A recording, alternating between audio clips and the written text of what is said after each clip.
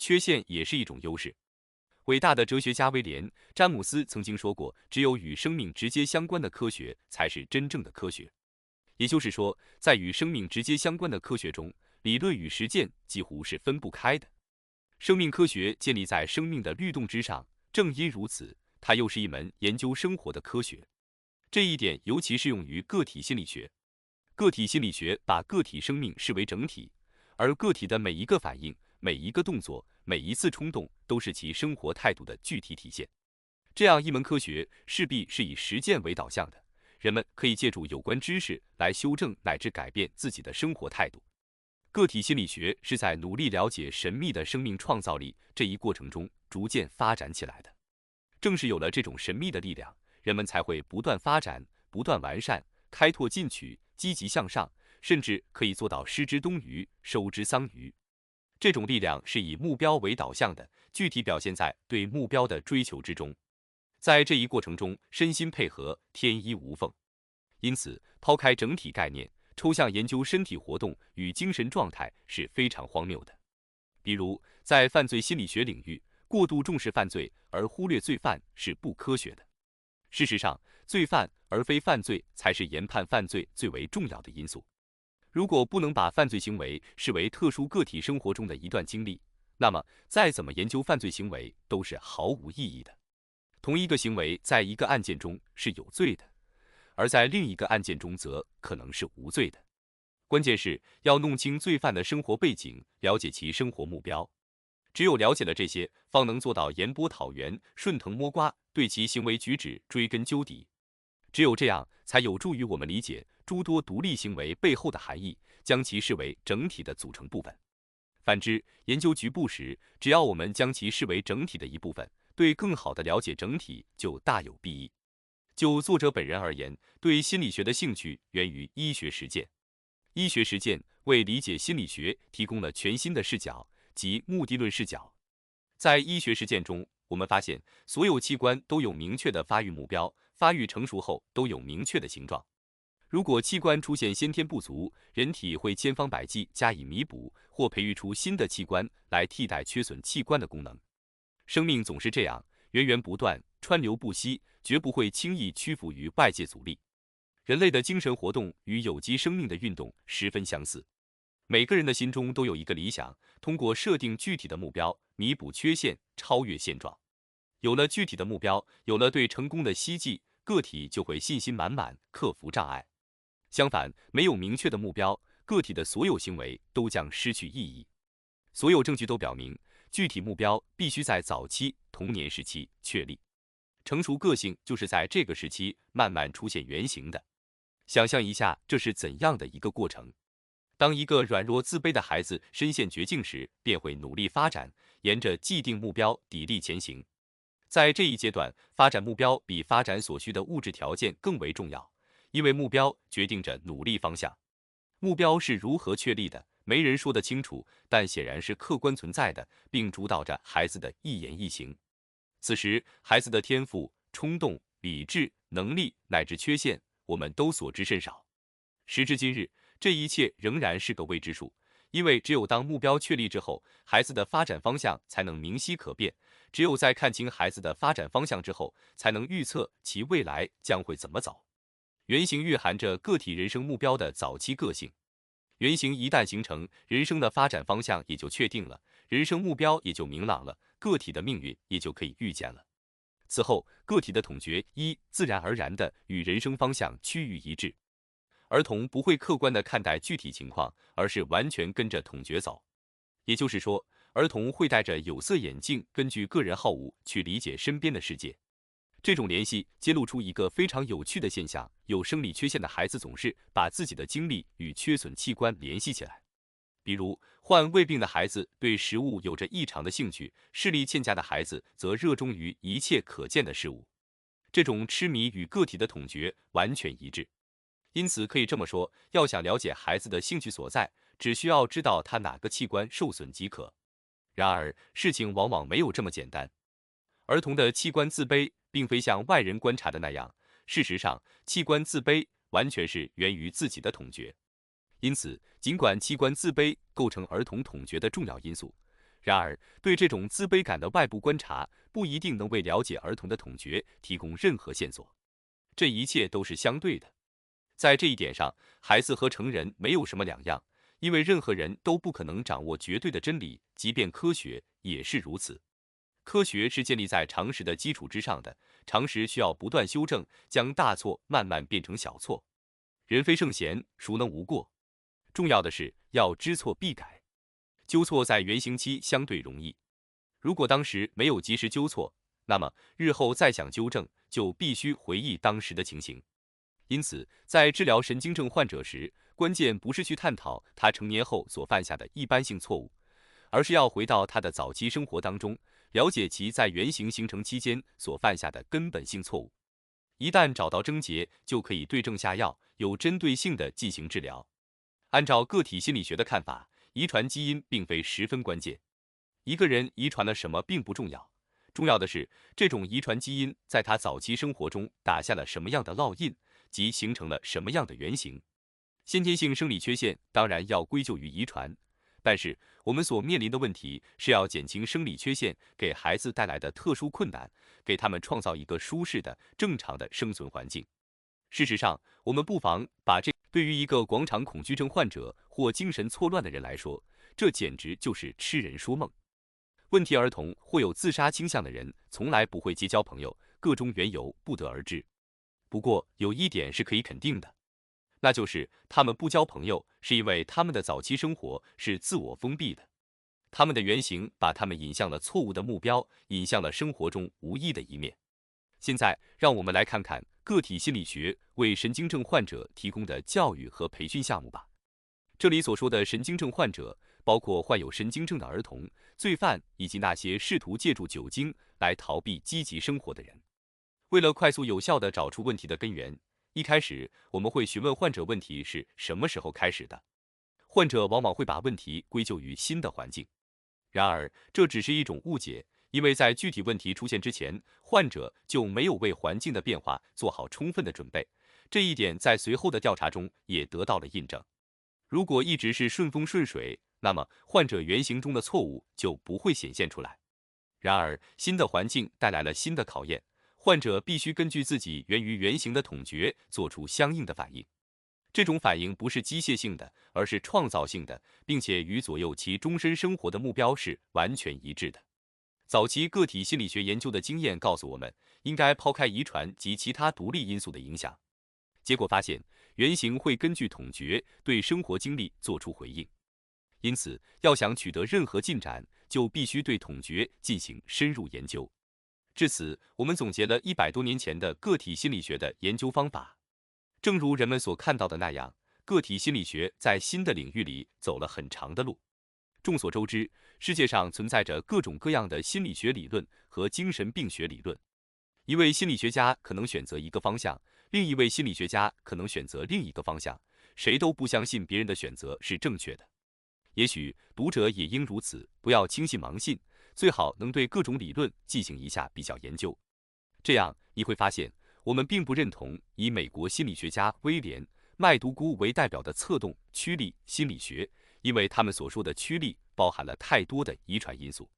同样，我们也不认同行为主义学派所说的条件和反射这样的概念。这是因为，如果不了解个体的生活目标和努力方向，单纯以条件和反射来构建一个人的命运和性格是毫无意义的。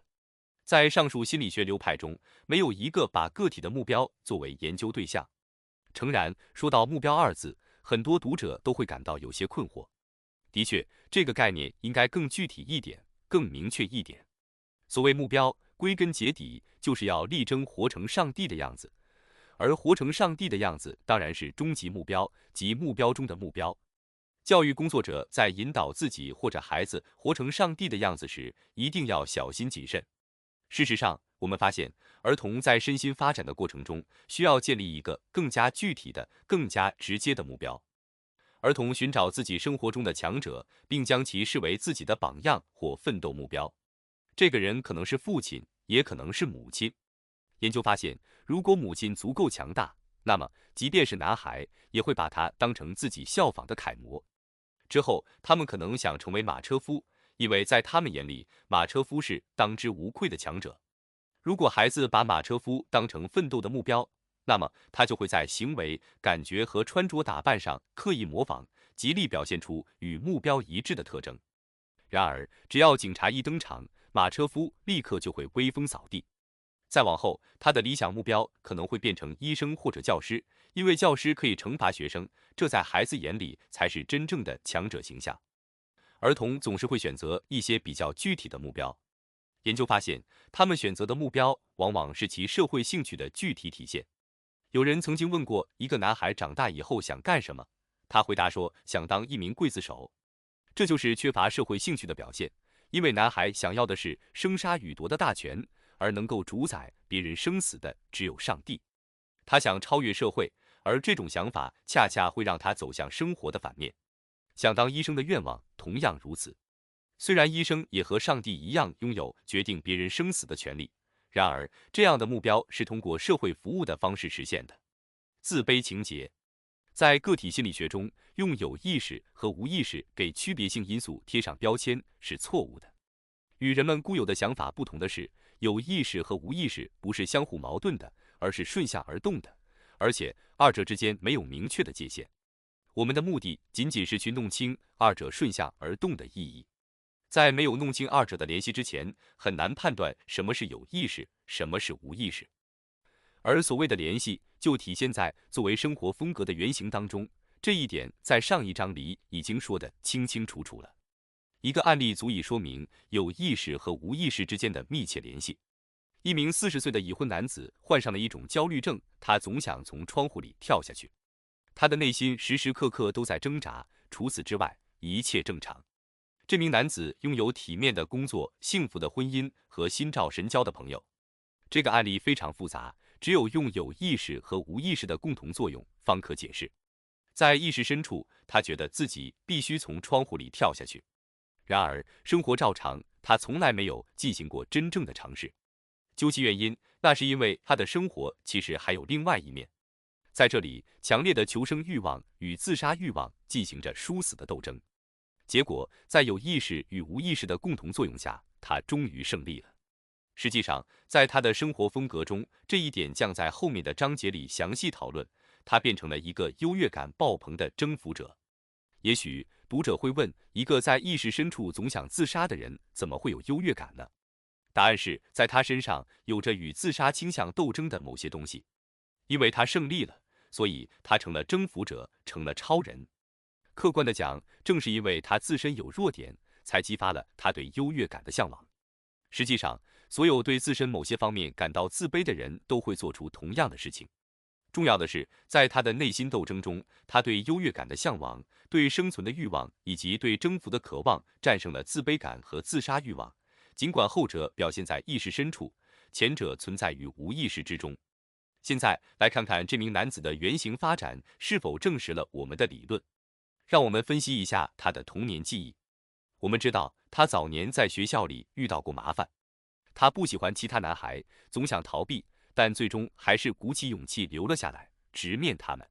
在此，我们看到了他为克服自身弱点而做出的努力。他勇敢地面对自己的问题，并成功克服了。分析了这位患者的性格，我们发现他人生中的一大目标就是克服自己的恐惧感和焦虑感。为此，他的意识和无意识相互配合，形成一个整体。如果不从整体上来看待这名患者，都很难发现他的优越之处和成功之处。人们大概只会把他看成是一个野心勃勃的人，一个骨子里胆小怕事却敢于斗争的人。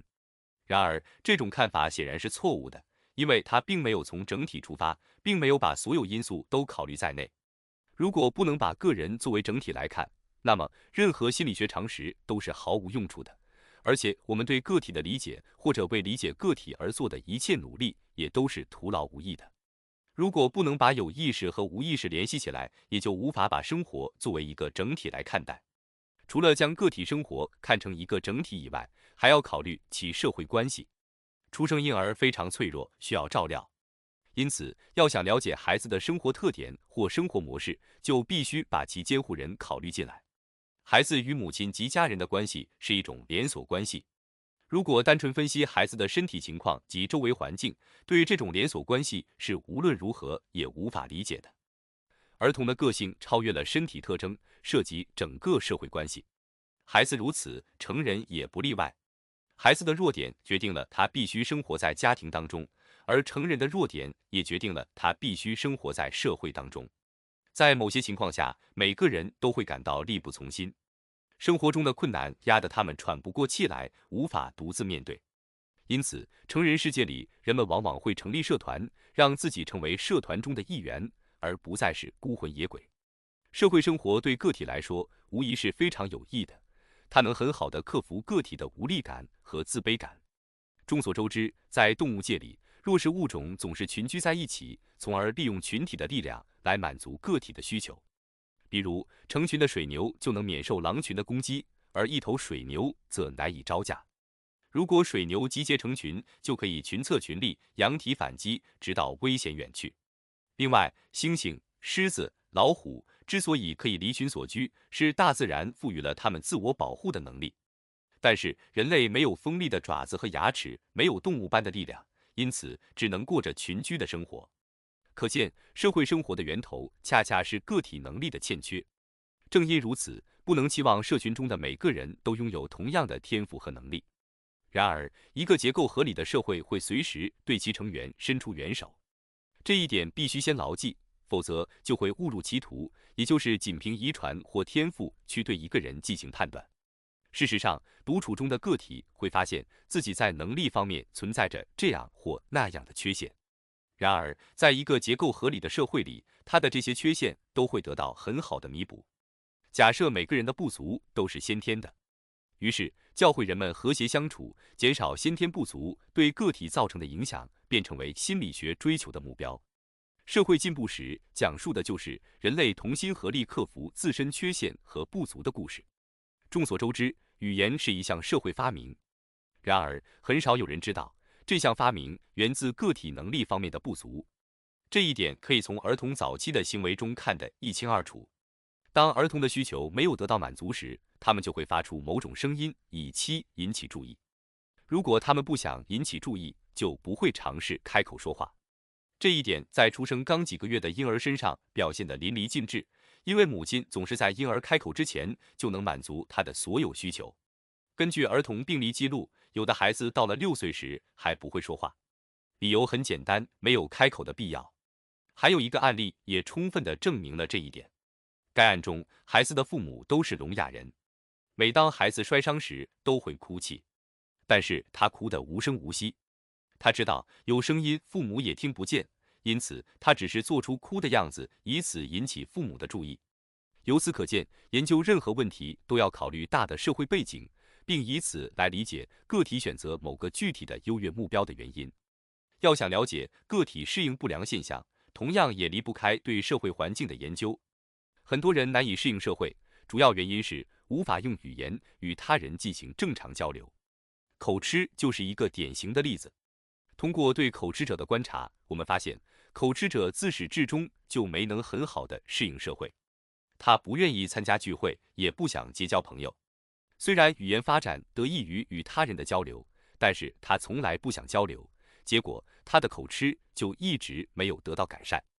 摆在口吃者面前的只有2条路，要么与人交流，要么自我封闭。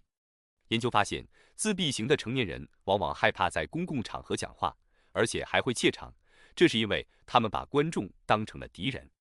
面对表面上不太友好且气场很大的观众时，他们的自卑感就会油然而生。事实上，一个人只有相信自己，相信观众，才能表达自如，才不会怯场。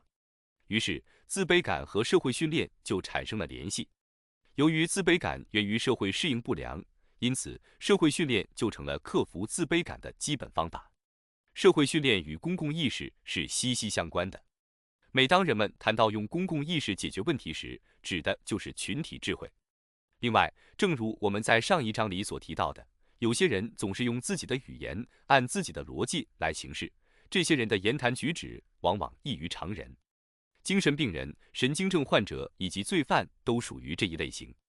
研究表明，有些事物，如人、风俗、社会规范等，对他们来说毫无意义，因而没有任何吸引力。然而，正是这些他们漠视的东西，才会引导他们踏上自我拯救之路。在帮助这类人时，我们的工作就是要让他们对社会现实产生兴趣。神经质的人认为，只要出发点是好的，一切就万事大吉了。可是，光有善意还是不够的，必须让他们明白，现实社会看重的是他们的实际付出和实际成就。虽然有自卑感和追求卓越是普遍行为，但是如果因此就认为人人平等，那就大错特错了。自卑感和优越感是支配人们行为的一般条件，除此之外，在体力、健康和环境等方面也都存在着差异。因此，即便条件相同，不同的个体也会犯下不同的错误。观察一下孩子的行为，就会发现，对于同样的问题，并不存在绝对固定、绝对正确的回应方式。事实上，每个孩子都会按自己特有的方式做出反应。虽然大家都在努力追求更好的生活品质，但是所采取的方式却大相径庭。每个人犯下的错误迥然不同，同时也以迥然不同的方式走进成功。现在，我们来分析一下几种不同的个体类型。以左撇子儿童为例，有些孩子也许永远都不会知道自己天生是个左撇子，因为他们从小就接受严格的右手训练。开始使用右手时，由于动作笨拙，他们常常受到责骂、批评和嘲笑。嘲笑是不对的。可话又说回来，两只手都应该接受训练。左撇子儿童一开始就能被人辨别出来，因为他们左手要比右手用得多。长大以后，他们也许会觉得自己的右手是个负担，因为右手不够灵活。另外，他们往往更喜欢使用右手和右臂，突出地表现在用右手画画、写字等。事实上，这样的孩子往往会比普通孩子得到更好的训练。这一点也不奇怪，因为他们不得不逼着自己对用右手提起兴趣，不得不早起，自身的缺陷反而成就了自己，使自己得到了更好的训练。而这对于发展孩子的艺术天赋和能力非常有利。这样的孩子往往雄心勃勃，会想方设法克服自身的缺陷。但是有时，如果不是一帆风顺，他们就会转而羡慕甚至嫉妒别人，这样自卑感会越发强烈，克服起来会愈加困难。如果孩子一直处于奋斗之中，就会变得争强好胜，长大以后也无法停歇，因为在他们的脑海里早已有了固定的想法，那就是我本不该如此笨拙，缺陷也不该如此之多。如此一来，这样的孩子会负担更重，活得更累。孩子按照自己4、5岁时形成的原型努力、犯错、成长。孩子不同，目标各异。有的孩子也许想成为画家，有的孩子也许希望尽快摆脱这个格格不入的世界。成年人也许知道他们该如何克服自己的缺陷，但孩子们本人并不知道，而且用不了多久就会发现，成年人对事实的讲解诠释根本就是错误的。很多孩子的眼睛、耳朵、肺或胃有问题，而这些缺陷往往最能引起他们的兴趣。下面给大家举一个特殊的例子。有一名患有哮喘病的男子，每天晚上，当他离开办公室回到家里时，就会发病。该男子45岁，已婚，工作不错。当有人问他为什么总在回家以后发病时，他回答道：“要知道，我妻子是一个物质至上的人，而我却是一个理想主义者，所以我们两个很难说到一块。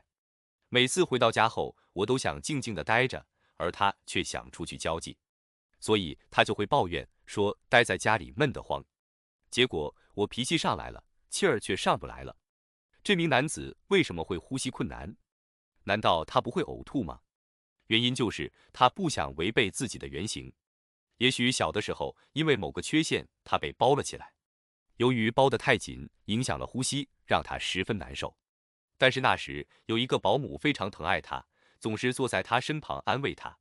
他把所有心思都放到了他的身上，全然忘记了自己的存在。这让他产生了一种错觉，误以为全世界的人都会去安慰他，逗他开心。12岁那年，保姆离开了，回家结婚。他把他送到火车站，一路上哭得很伤心。保姆走了之后，他对母亲说：“他走了，这个世界对我来说也就没有什么意义了。”因此，如同在原型期一样，这名男子成年以后总想找到一个可以依附的理想人选。这个人会取悦他，安慰他，并且只对他一个人感兴趣。所以导致他哮喘发作的原因，并非是空气不足，而是缺一个时时刻刻取悦他、安慰他的人。当然，要想找到这样一个人，并非易事。他总想控制整个局面，而且一旦成功了，必会给他带来益处。所以，当他喘不上气的时候，他的妻子就不再想去剧院了，不再出去交际了。这样，他也就实现了自己的优越目标。表面上看，这名男子总是举止得体，无可非议，其实他的内心却充满了征服欲。他想要改变自己的妻子，让她放弃物欲，成为一名理想主义者。所以，像他这样的人，我们不得不怀疑他们是否真的是表里如一。我们常常发现，视力有问题的孩子总是对视觉事物兴趣有加，他们也因此在这方面培养出超常的能力。众所周知，伟大的诗人古斯塔夫·弗雷塔格伊患有弱视和散光，但是他取得的成就却引人注目。很多诗人和画家视力都有缺陷，这反而激发了他们在视觉方面更大的兴趣。弗雷塔格在谈到自己时曾经这样说道：“因为我的眼睛跟别人的不一样，所以只好训练使用自己的想象力。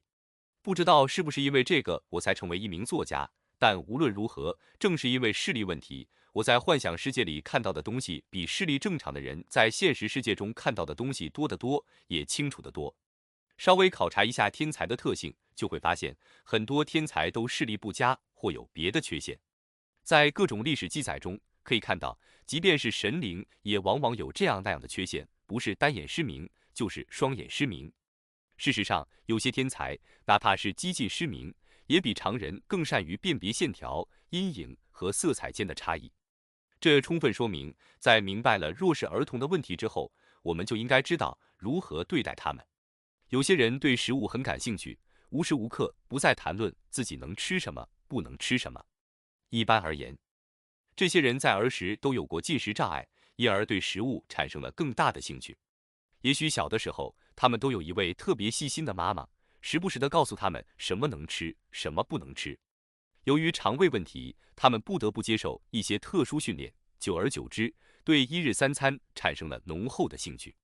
由于他们总是在思考饮食问题，所以其中的一些人变成了烹饪高手或者营养专家。不过，有时肠胃功能欠缺会促使他们在别的方面寻求补偿，比如金钱。结果，有人成了大守财奴，有人成了大银行家。他们会想方设法拼命挣钱，夜以继日，乐此不疲。由于他们对此过于用心，因而变成了行业翘楚。有趣的是，我们常常听说有钱人肠胃不好。至此，让我们提醒自己思考一下身心之间的关系吧。某一特定的缺陷不见得总是导致相同的后果，生理缺陷与糟糕的生活习惯之间也没有必然的因果关系。生理缺陷可以通过合理的营养和妥善的治疗来弥补，所以导致不良后果的往往不是生理缺陷本身，而是患者对待缺陷的态度。因此，在个体心理学家的眼里，不存在纯粹的生理缺陷或绝对的因果关系，有的只是患者对于生理问题所持的错误态度。这也正是个体心理学家总是鼓励个体在原型形成期与自卑感抗争的原因。有时我们看到一个人焦躁不安，那是因为他巴不得困难在眼前即刻消失。如果一个人总是心神不宁、脾气暴躁或情绪失常，那么完全可以断定，此人有着很强的自卑感。任何人只要相信自己能战胜困难，都不会焦躁。况且，急躁本身并不能解决问题。傲慢、急躁、争强好胜，这些也都是孩子自卑的体现。对此，教育者要做到及时帮他们发现困难，找到原因，对症下药。与此同时，绝不能对原型生活风格中存在的错误任意批评或随意惩罚。儿童的原型特征可以通过很多途径加以辨别，如特殊的爱好、逞强好胜、不甘平庸等等。有这样一类人，他们对自己的言谈举止很不自信，因此总想离群索居。他们不敢面对新的环境，总想待在自己熟悉的小圈子里，无论在学校、家庭生活、社会中，还是个人婚姻方面，都是如此。他们总想在自己狭小的领域内闯出一片天地，进而实现自己的优越目标。这一点在很多人身上都暴露无遗。然而，这些人都忽视了重要的一点，那就是任何人要想成功，都必须准备面对一切，都必须能够应对各种局面。如果有意回避某些环境或某些人员，无异于自己给自己打分，自己给自己颁奖，这是远远不够的。一个人要想成功，必须要有公共意识，必须不断接触社会，不断接触牺牲事物。一位哲学家要想完成自己的著作，就不能频频现身饭局，他需要长时间的独处，找到正确的方法，整理自己的思想。但是此后必须频频接触社会，才能继续成长，因为接触社会非常重要。所以遇到这类人时，千万不能忘了他们的这两种需求，同时也要记得他们的一言一行并非都是有益的，因此必须仔细辨别哪些是有益行为，哪些是无用行为。人类社会的发展离不开这样一个关键的事实，那就是人们总是在寻找能够突出自己或彰显自己的环境。所以自卑感很严重的孩子总是躲着能力很强的孩子，他们愿意跟不如自己的孩子在一起玩耍，这样就可以颐指气使发号施令了。这是自卑感的一种变态反应，也是一种病状。要知道，自卑本身并不重要，重要的是自卑的严重程度及其表现形式。这种变态的自卑感被称为自卑情结。但是对于渗透到整个人格中的自卑感来说，情结二字并非一个准确的字眼，它不光是一种情结，更像是一种疾病，其危害程度因情况不同而不同。因此，有时一个人在工作期间不会表现出自卑情绪，因为他对自己的工作了如指掌。然而，在社交场合或与异性接触时，就会变得手足无措，如坐针毡。所以，只有把两者结合起来，才有望洞察其真实的心理状况。我们发现，人在紧张或者困难的情况下更容易出错，而恰恰是在这样的环境中，原型才会露出真面目来。事实上，困难的环境几乎都是陌生的环境。这就是为什么我们在第一章中明确指出，个体的社会兴趣程度完全可以通过其在陌生环境中的表现加以判断。假设把孩子送到学校，通过观察孩子在学校里的表现，就可以了解他在真实生活中的社会兴趣，观察一下他是否合群。对于那些过于活跃、过于狡猾或过于聪明的孩子，我们必须设法走入他们的内心世界，找到背后的真正原因。而对于处处被动、优柔寡断的孩子，我们就要睁大眼睛，寻找其日后在社会、生活和婚姻中将要表现出来的同样的特征。生活中常常能遇到这样的人，他们会说，换了我会这么干，换了我会接受那份工作的我本想和那个男人交交手。可是所有这些都表明他有着强烈的自卑感。事实上，按这个思路去理解，就会对他的某些特点有新的认识，比如狐疑不决。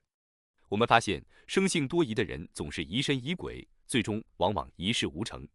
然而，那些总是把我才不会那么样做挂在嘴边的人，反倒会是不折不扣的行动派。通过仔细观察，心理学家往往会在人的身上发现种种矛盾之处。这种矛盾也许就是自卑的体现。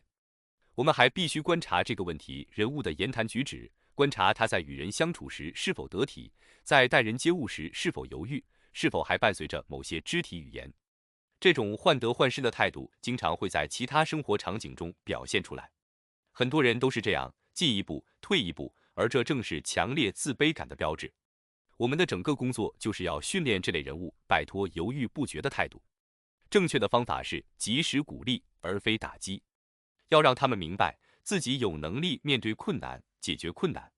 这是树立自信心的不二法门，也是治疗自卑的唯一方式。优越情节。在上一章里，我们讨论了自卑情节与人人都在努力克服的自卑感之间的关系。现在我们要转向一个相反的话题，优越情节。我们已经清楚地看到个体生活中的每一个症状是如何在行为和发展中体现出来的。因此，可以说这些症状既有过去，也有未来。所谓过去，则代表着我们一直努力克服的自卑与不足的状态；所谓未来，是与我们的奋斗目标紧密相连的。这就是为什么在谈论自卑情节时，我们关注的是它的起源，而在谈论优越情节时，我们关注更多的是它的连续性以及行为本身的发展进程。此外，这两种情节之间有着天然的联系。所以，如果在与自卑情节有关的案例后面或多或少地发现了优越情节的影子，完全没必要感到惊讶。另外，在探讨优越情节、研究其连续性时，也总能发现自卑情节的影子。当然，我们必须牢记，在自卑和优越后面加上情节二字，只是要代表自卑与超越的夸张状态。如果我们按这个角度来看待问题，那么就不难发现，自卑情节与优越情节不再是一对明显的矛盾了，因为它们可以同时出现在一个人身上。显然，作为正常情绪，追求优越与感到自卑天生就是互补的。假如我们对自己的现状非常满意，就不会去追求优越，就不会去期盼成功了。既然所谓的情节是从自然情绪中衍生出来的，那么像自然情绪一样，两种情节也可以共存共生。人类对优越的追求从未停止过。事实上，正是这种追求构成了个体的思想和精神。正如前面说过的那样，生活就是要实现某种目标或达到某种状态，恰恰是对优越的追求才促使我们把抽象的目标化为具体的行动。它就像一条小溪，顺势带走沿途的一切。有些孩子威庸懒惰、偷闲躲静，一天到晚无精打采。看到他们，你会觉得这些孩子死气沉沉，毫无生机。可是，即便如此，他们身上仍然洋溢着一种渴望优越的气息。他们会说：“要是我勤快一点，也许会成为总统。”可以这么说，在一定的条件下，他们也在努力，也在奋斗，他们自视甚高。在他们看来，如果条件允许，绝对能够有所建树。当然，这不是真的，这只是幻想而已。可是，我们都知道，人类往往会沉湎于幻想，难以自拔。这对于缺乏勇气的人来说尤其如此，这是因为他们总是生活在幻想的世界里。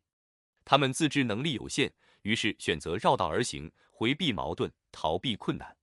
因为躲避无需直面问题，因此他们显得非常强大，非常聪明。我们发现，一些饱受优越感之苦的孩子开始偷窃，他们相信自己可以瞒天昧地，瞒天过海，这样无需多大努力便可以更加富有。这种心理在罪犯中非常明显，他们都视自己为神通广大、无所不能的大英雄。我们已经从另一个角度探讨了这种特性，这是一种私人智慧，而不是社会共识或社会情感。杀人犯也许觉得自己是个英雄，但这只是他的个人看法而已。通过犯罪来逃避生活中的问题，只能说明他缺乏勇气。由此可见，犯罪是优越感的产物，而非人之初性本恶的结果。类似的症状也出现在神经症患者的身上。例如，由于前一天晚上失眠，第二天无力完成本职工作，这时他们会觉得公司不会要求他们去继续完成无法胜任的工作。他们会抱怨说，要是睡眠正常的话，哪有我干不了的事。同样的情况也发生在郁郁寡欢的焦虑症患者身上，焦虑症让他们变得飞扬跋扈。事实上，他们是在利用自己的病症控制他人，因为他们一时一刻也离不开人，随时随地都要有人陪伴。而那些陪伴他们的人，只能根据他们的要求来安排自己的生活。抑郁症患者和精神错乱的人往往会成为家庭关注的焦点。在他们身上，我们看到了自卑情节的威力。他们会抱怨说自己身体虚弱，体重在天天下降等等。然而，事实上，他们才是真正的强者，因为他们主宰着健康人的生活。这没有什么好惊讶的，因为在我们的文化中，弱点可以成为一种强大的力量。扪心自问一下，在我们的文化中，谁才是真正的强者？毫无疑问，正确答案是婴儿，因为婴儿才是真正的统帅，是真正的王者。现在，让我们看看优越情节与自卑情节之间的关系。就拿一个有优越情节的问题儿童来说吧，这个孩子傲慢无礼，争强好胜，总想伪装成强大的样子。我们都知道，脾气暴躁的孩子总想通过突然发作来控制别人。那么问题来了，他们为什么会如此烦躁呢？原因是他们不知道自己是否真的能够达到目标，他们都感到自卑。争强好胜、咄咄逼人的孩子通常都有自卑情节，都想努力去克服，仿佛踮起脚跟就能使自己显得高大，并能轻易获得成功、骄傲和优越感。我们必须找到针对这些孩子的治疗方法。他们之所以会这样，是因为他们看不到生活的连贯性，看不到事物的自然规律。我们不应该去责备他们，事实上，他们也不愿意看到这一幕。如果你去责问，他们就会说自己从来没有感到自卑，相反，他们觉得自己方方面面都比别人强。因此，我们必须以友好的方式阐述我们的观点，并逐渐让他们明白理解。爱炫耀的人内心一定很自卑，因为他们觉得在有益的事情上无法与他人竞争，所以只能选择做一些无益的事情。他们无法与社会和谐共处，不知道如何解决社会问题，就像鱼儿离开了水一样。因此，我们发现，在童年时期，他们总是跟自己的父母叫板，和自己的老师较劲。遇到这样的情况，我们必须理解孩子的处境，同时也要设法让孩子理解自己的处境。自卑情节与优越情节也会同时出现在神经症患者身上。这类患者常常强调自己的优越情节，根本看不到自己的自卑情节。我们发现，那些不带光环的孩子都有自卑情节，并且会千方百计去寻求优越感。事实上，只要他们能在关注自己的同时，也关注他人，就能圆满地解决生活中出现的问题。然而，如果自卑情节过重，他们就会觉得自己生活在一个充满敌意的社会里，于是只关心自己的利益，把别人都当成空气，缺乏足够的社会情感。这样的心态无异于解决其面临的任何社会问题。所以，为了寻求解脱，他们便转向了生活中无益的一面。我们知道，这种不去解决问题，只求别人帮助的做法，看似是一种解脱，实际上并非如此。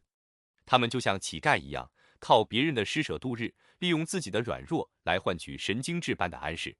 任何人，孩子也好，成年人也罢，在感到软弱的时候，都会对社会失去兴趣，转而去追求优越感。这就是人性。他们希望在抛开社会兴趣的前提下，获得个体优越感，以此来解决生活问题。其实，只要个体把追求优越感与社会兴趣结合起来，就会关注生活中有益的一面，就能有所成就。相反，如果他们缺乏社会兴趣，就没有办法为解决自己的生活问题做好充分的准备。正如前面所说，这类人群包括问题儿童、精神错乱者、罪犯等。有一个强迫症案例非常能说明问题。患者是一个年轻女孩，跟香艳迷人、备受尊重的姐姐关系密切。这一点一开始显得非常重要，因为在一个家庭中，如果一名成员非常优秀，那么其他成员都会遭殃。无论这个厉害角色是父亲、母亲，还是某个孩子，都是如此。其他成员会因此面临一种艰难的处境，有时还会觉得难以忍受。上面提到的那个女孩就是在一个不利的环境中长大的，所以她总是觉得自己处处受到限制。如果她对社会稍感兴趣，如果她像我们一样明白事理，结果就会完全不一样了。开始，她学习音乐，并想成为一名音乐家。可是，每当她想起优秀的姐姐，就会自卑，就会紧张，结果也就学不下去了。在她20岁那年，姐姐结婚了。于是，他就想在婚姻方面与姐姐决一胜负，比个高下。就这样，他越陷越深，离健康有益的生活越来越远。他觉得自己是一个很坏很坏的女孩，拥有把人送进地狱的魔力。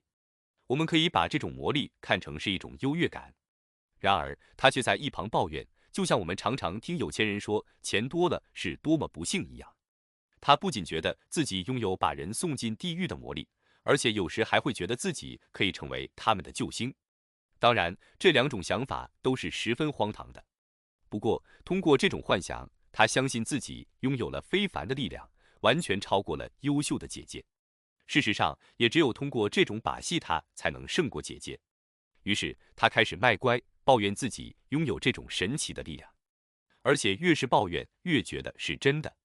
当然，如果他反过来嘲笑自己的这种能力，那一切就显得十分可疑了。只有通过抱怨，他才会对自己的命运感到满意。由此可见，优越情节有时是隐性的，是看不见的。但是，作为对自卑情节的补偿，它确确实实是存在的。现在来谈谈那位备受宠爱的姐姐吧。她一度是家里的独苗，娇生惯养，是家里的焦点人物。3年后，妹妹降生了，局面彻底改变了。以前，她一直是形单影只，是众人瞩目的焦点。如今，她的中心地位彻底动摇了。于是，她开始变得争强好斗。然而，她争斗的对象都是比自己弱小的孩子。好斗的孩子未必真的勇敢，因为他们只同弱者争斗。事实上，如果一个孩子身边全是强者，他会变得急躁，甚至抑郁，而不是好斗，因而也就不受家人待见了。在这种情况下，姐姐感到失宠了，家人态度的转变也让她确信了这一点。她开始仇视自己的母亲，因为是她把妹妹带到了家里。至此，姐姐对母亲的攻击就不难理解了。另外，像所有婴儿一样，襁褓中的妹妹必须得到细心照料，甚至惯养。这样，她轻而易举就获得了家里的中心地位，慢慢成为一个非常温柔、非常可爱的宠儿，成为家里的焦点人物。有时，温顺作为一种美德，也是战无不胜、攻无不克的。现在，我们来看看可爱、温柔和善良是否属于生活中有益的一面。我们不妨这样去想：妹妹之所以温顺，完全是她备受宠爱的结果。然而，我们的文化却并不偏爱被惯坏的孩子。有时，父亲会意识到这一点并及时刹车；有时，学校来充当这一角色。受宠的孩子永远都有危机感，因而也就有了自卑感。如果他们一直处在有利的环境之中，就不会有自卑感。可是，环境一旦发生改变，他们要么抑郁，要么崩溃，甚至会产生自卑情节。优越情节与自卑情节有一个共同之处，就是他们都站在生活中无益的一面。一个充满优越情节的傲慢无礼的孩子，永远不会站在生活中有益的一面。被宠坏了的孩子入学之后，原有的优越条件便不复存在了。从那时起，他们开始变得优柔寡断，做起事来总是有始无终。前面提到的那个妹妹就是如此，她学过缝纫、钢琴等，但是没过多长时间就都放弃了。与此同时，她对社会失去了兴趣，足不出户，郁郁寡欢，自觉在性格随和的姐姐面前风光全无。优柔寡断的态度使她变得更加软弱，性格也因此变得更差。长大以后，他在工作中也是犹豫不决、虎头蛇尾，在恋爱和婚姻中也是心猿意马。尽管他一心想在这方面超过姐姐。30岁时，他遇到了一位患有肺结核的男子，可想而知，他的父母是断然不会同意他的选择的。尽管他自己仍未放弃，但是父母的反对将他们拒之婚礼殿堂门外。1年后，她嫁给了一个比她大35岁的男人。这样的男人根本算不上男人，这桩婚姻自然也就毫无意义了。所以，选择比自己大很多或者根本不适合结婚的人，如已婚男女，作为自己的终身伴侣，也是自卑的一种表现。一旦遇到阻力，他们就会表现出懦弱的一面。这个女孩没有在正常的婚姻中找到自己的优越感，于是就独辟蹊径，剑走偏锋了。她坚持认为世界上最重要的事情就是责任。他养成了不断洗手的习惯，一旦手碰到了什么人或什么物，他就马上去冲洗。正因如此，他备受孤立。事实上，他的手比谁的都脏。原因很明显，由于频繁清洗，他的手变得非常粗糙，因而上面沾满了污垢。这一切看上去与自卑感无异，但是他却坚称自己是世界上唯一干净的人，并因此批评别人不勤洗手。他就像哑剧演员一样，一直生活在舞台上。他总想超越他人，现在终于以这种方法达到了目的，成了世界上最干净的人。就这样，他的自卑情节变成了十分明显的优越情节。同样的现象出现在妄自尊大的人身上，他们自以为是皇帝、天子或耶稣基督。这样的人总是站在生活中无益的一面，总是活在自己虚构的角色里，与外界脱离。追溯他的过去，不难发现，曾几何时他非常自卑，因而便一门心思去寻求毫无价值的优越情节。还有一个案例，患者是一名15岁的男孩，因为出现幻觉被送入精神病院。那时战争还未爆发，他却说奥地利皇帝驾崩了。这当然不是真的，不过他却坚称皇帝托梦给他，让他率领奥地利军队继续奋战。关键是，他本人却是个3寸丁，小不点儿。有人把报纸拿来，告诉他国王正待在城堡里或正驾车出巡，可他怎么也不相信。他始终认为国王已经死了，并且托梦给他。当时，个体心理学正在研究睡眠姿势与自卑感或优越感的关系。这个信息来得很及时，很有用。有人睡觉时像刺猬一样缩成一团，用东西蒙着脑袋，这是自卑情节的表现。谁会相信这样的人是勇敢的人？如果看到一个人高大魁梧，谁会认为他在生活中是个懦夫？无论是从外表来看，还是从内心来看，他都散发着一股英气，哪怕睡着了也是如此。观察表明，趴着睡觉的人一般都比较固执，而且争强好胜。为了发现男孩清醒时的行为与睡觉姿势之间的关系，我们对他进行了详细的观察。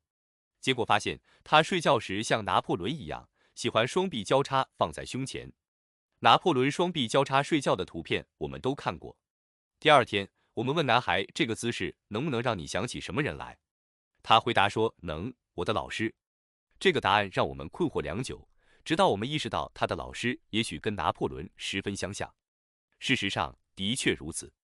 此外，男孩很喜欢自己的老师，并希望自己长大以后能成为一名像他一样的老师。可是由于无力承担他的学费，他的家人把他送到了一家餐馆打工。在那里，他因为个子矮小，常常受到客人的奚落。他心里十分难受，试图逃离这种屈辱的感觉，但最终却逃到了生活中无意的一面。发生在男孩身上的一切，我们都能理解。一开始，他因身材矮小遭人嘲笑，产生了自卑情节。但是他一直都在努力，试图寻求优越感。具体而言，他想成为一名老师。然而，当这条路被堵死之后，他便绕道进入了生活中无意的一面，并在那里找到了另一种优越感，那就是睡梦里。在睡梦里，他出类拔萃。可见，对优越感的追求既可以是有意的，也可以是无意的。比如，一个人很善良，这就意味着他要么善于社交，乐于助人，要么只是王婆卖瓜，自卖自夸。心理学家经常会遇到一些夸夸其谈的人。例如，有一个小男孩学习成绩很差，常常逃学，甚至偷盗。尽管如此，他总是自我吹嘘。之所以会这样，完全是自卑情节。只要能够成功，他就可以不择手段。这就是所谓的廉价的虚荣。因此，他开始偷钱，并且用偷来的钱给妓女买花买礼物。有一天，他开车来到一个很远的小镇，在那里，他雇了一辆由6匹马拉的马车，在镇子上兜风，出尽了风头，直到最后被抓捕归案。所有这一切都是为了鹤立鸡群或出人头地。罪犯身上也有着同样的特点，喜欢弯道超车。这一点前面也曾讨论过。前不久，纽约各大报纸都报道了这样一则新闻，说的是一名夜贼闯入教师家里，跟他们高谈阔论。小偷跟这些教师说，他们根本不知道老老实实上班有多难，上班不如当小偷。这个小偷就是在逃避的过程中，逐渐陷入了生活中无意的一面，并因此获得了优越感。他觉得自己比教师厉害，尤其是在他全副武装，而教师却手无寸铁的时候。可他是否意识到自己其实就是个懦夫？至少我们知道，为了逃避自卑情节，他走向了生活的反面。尽管如此，他却坚称自己是个英雄，矢口否认自己是个懦夫。也有人选择自杀来摆脱生活的烦恼，他们似乎毫不在乎生命的价值，并为此感到高人一等。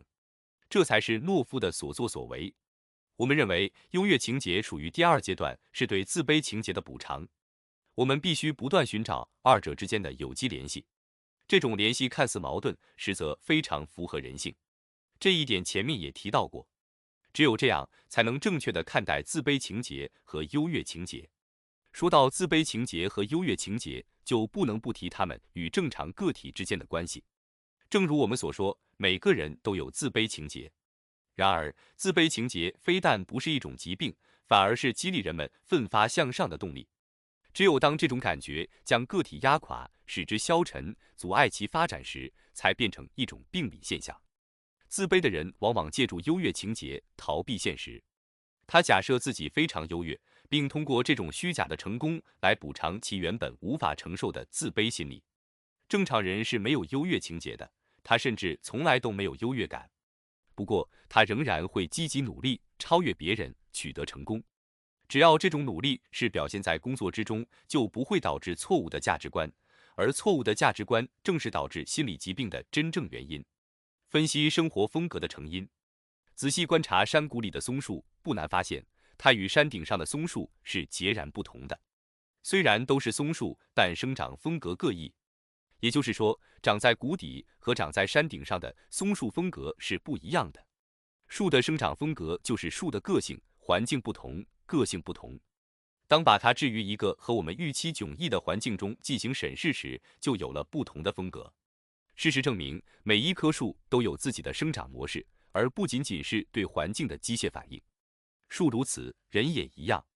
特定的生活环境衍生出特定的生活风格。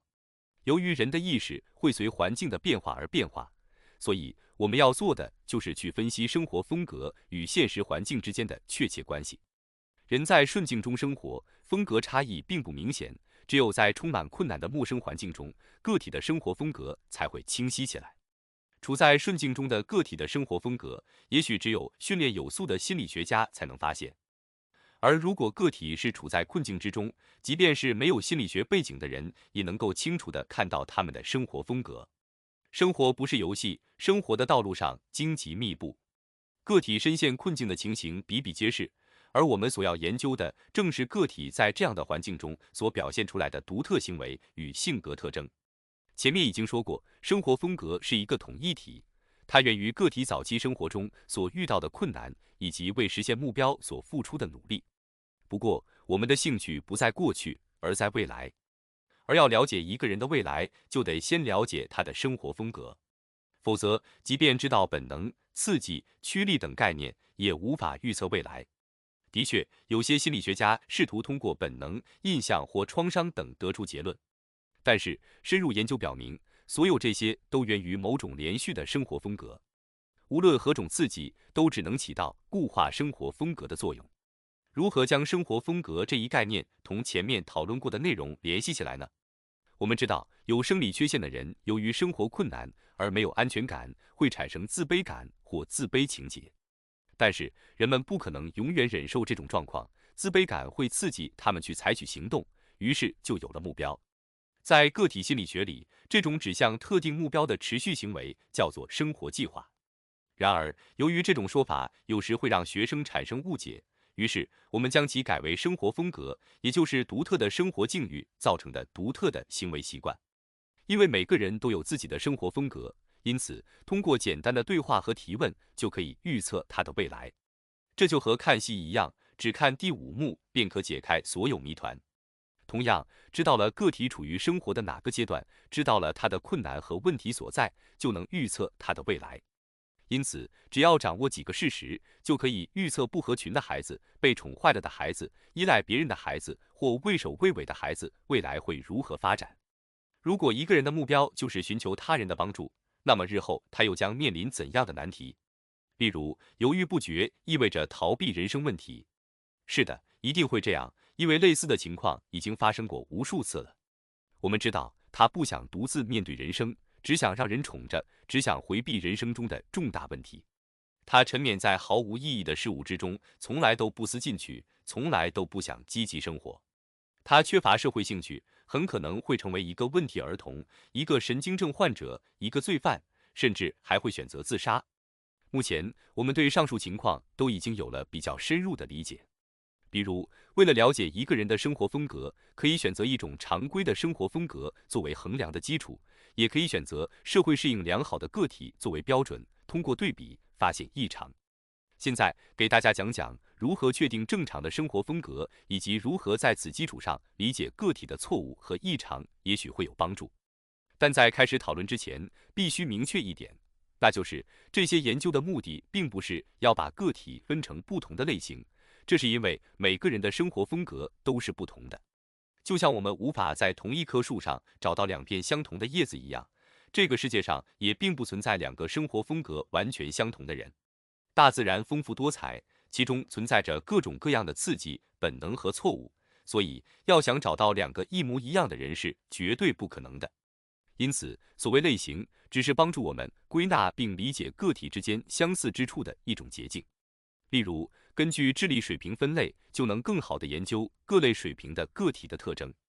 然而，不能总是按照同样的方法进行分类，分类的宗旨是要能凸显出同类人的相似点。有些人非常迷信类型说，一旦将某人归为某一类型，这一标签就会永远伴其左右，很难更改。为了说明问题，现在给大家举个例子。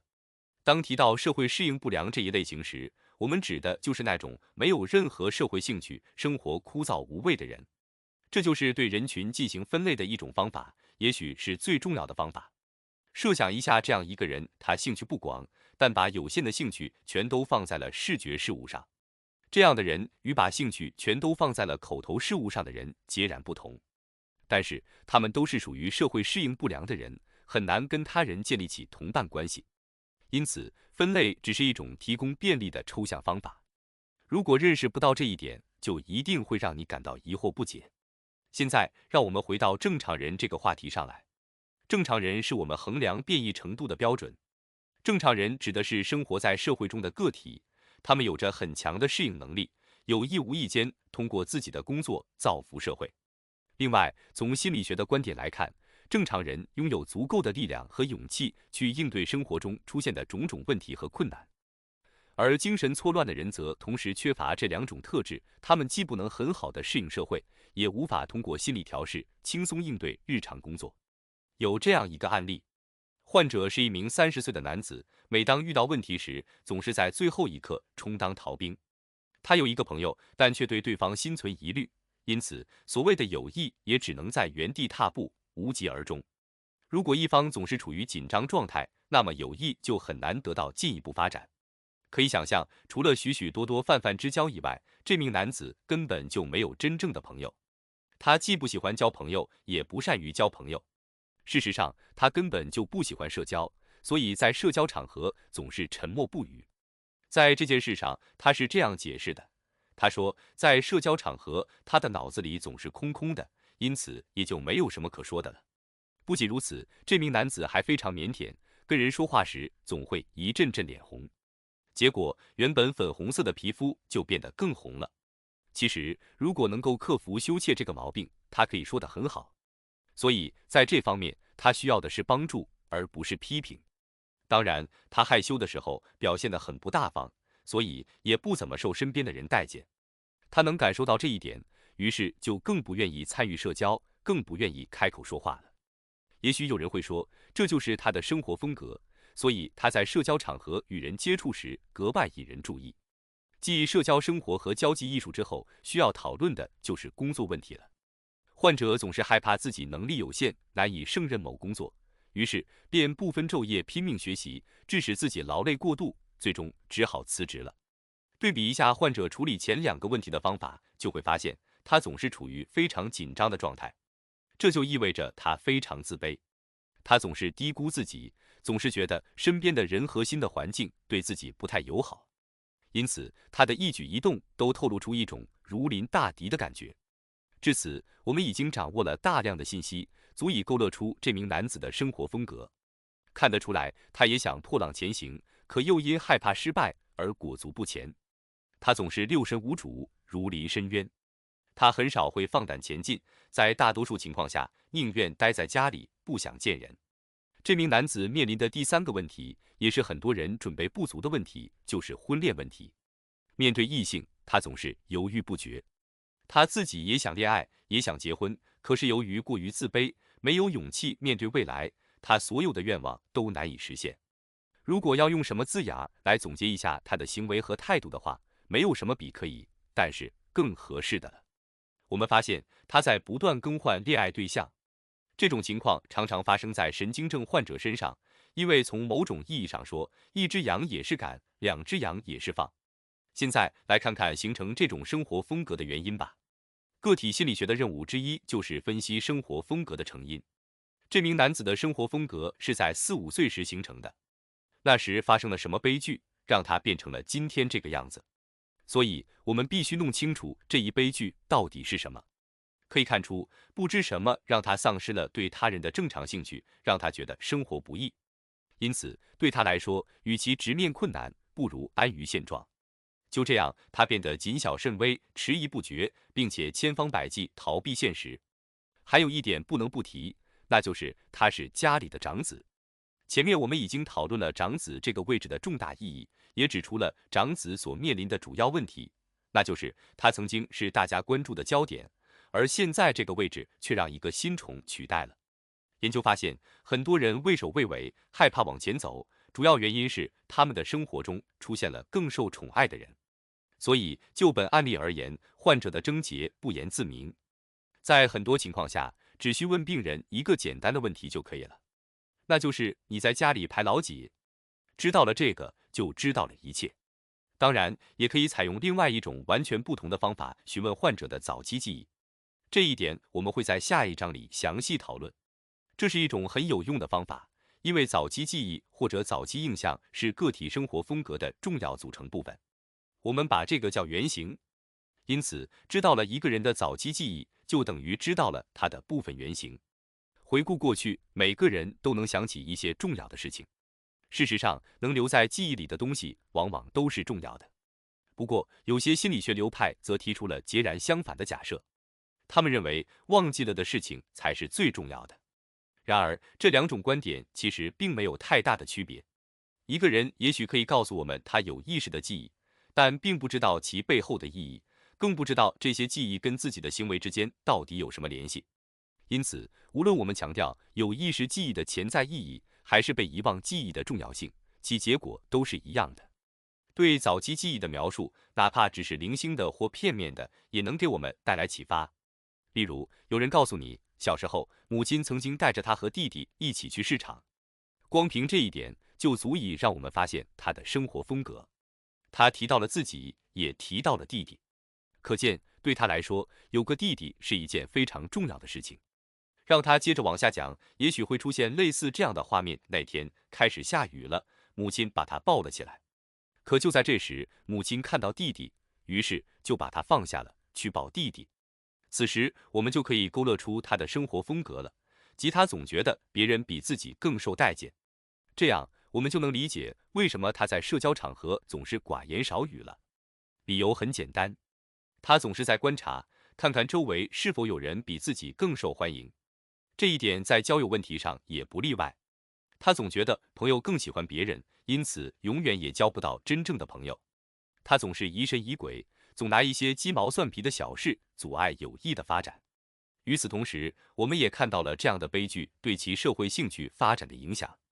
他回忆说，母亲抱起了弟弟，也就是说，他觉得母亲在弟弟身上花的心思更多一些。他觉得弟弟更受待见，于是便不断地去验证这种想法。他坚信自己的感觉是对的，因而总是处在巨大的压力之中。换句话说，在看到别人备受宠爱的情况下，自己总想干出点什么惊天动地的大事来。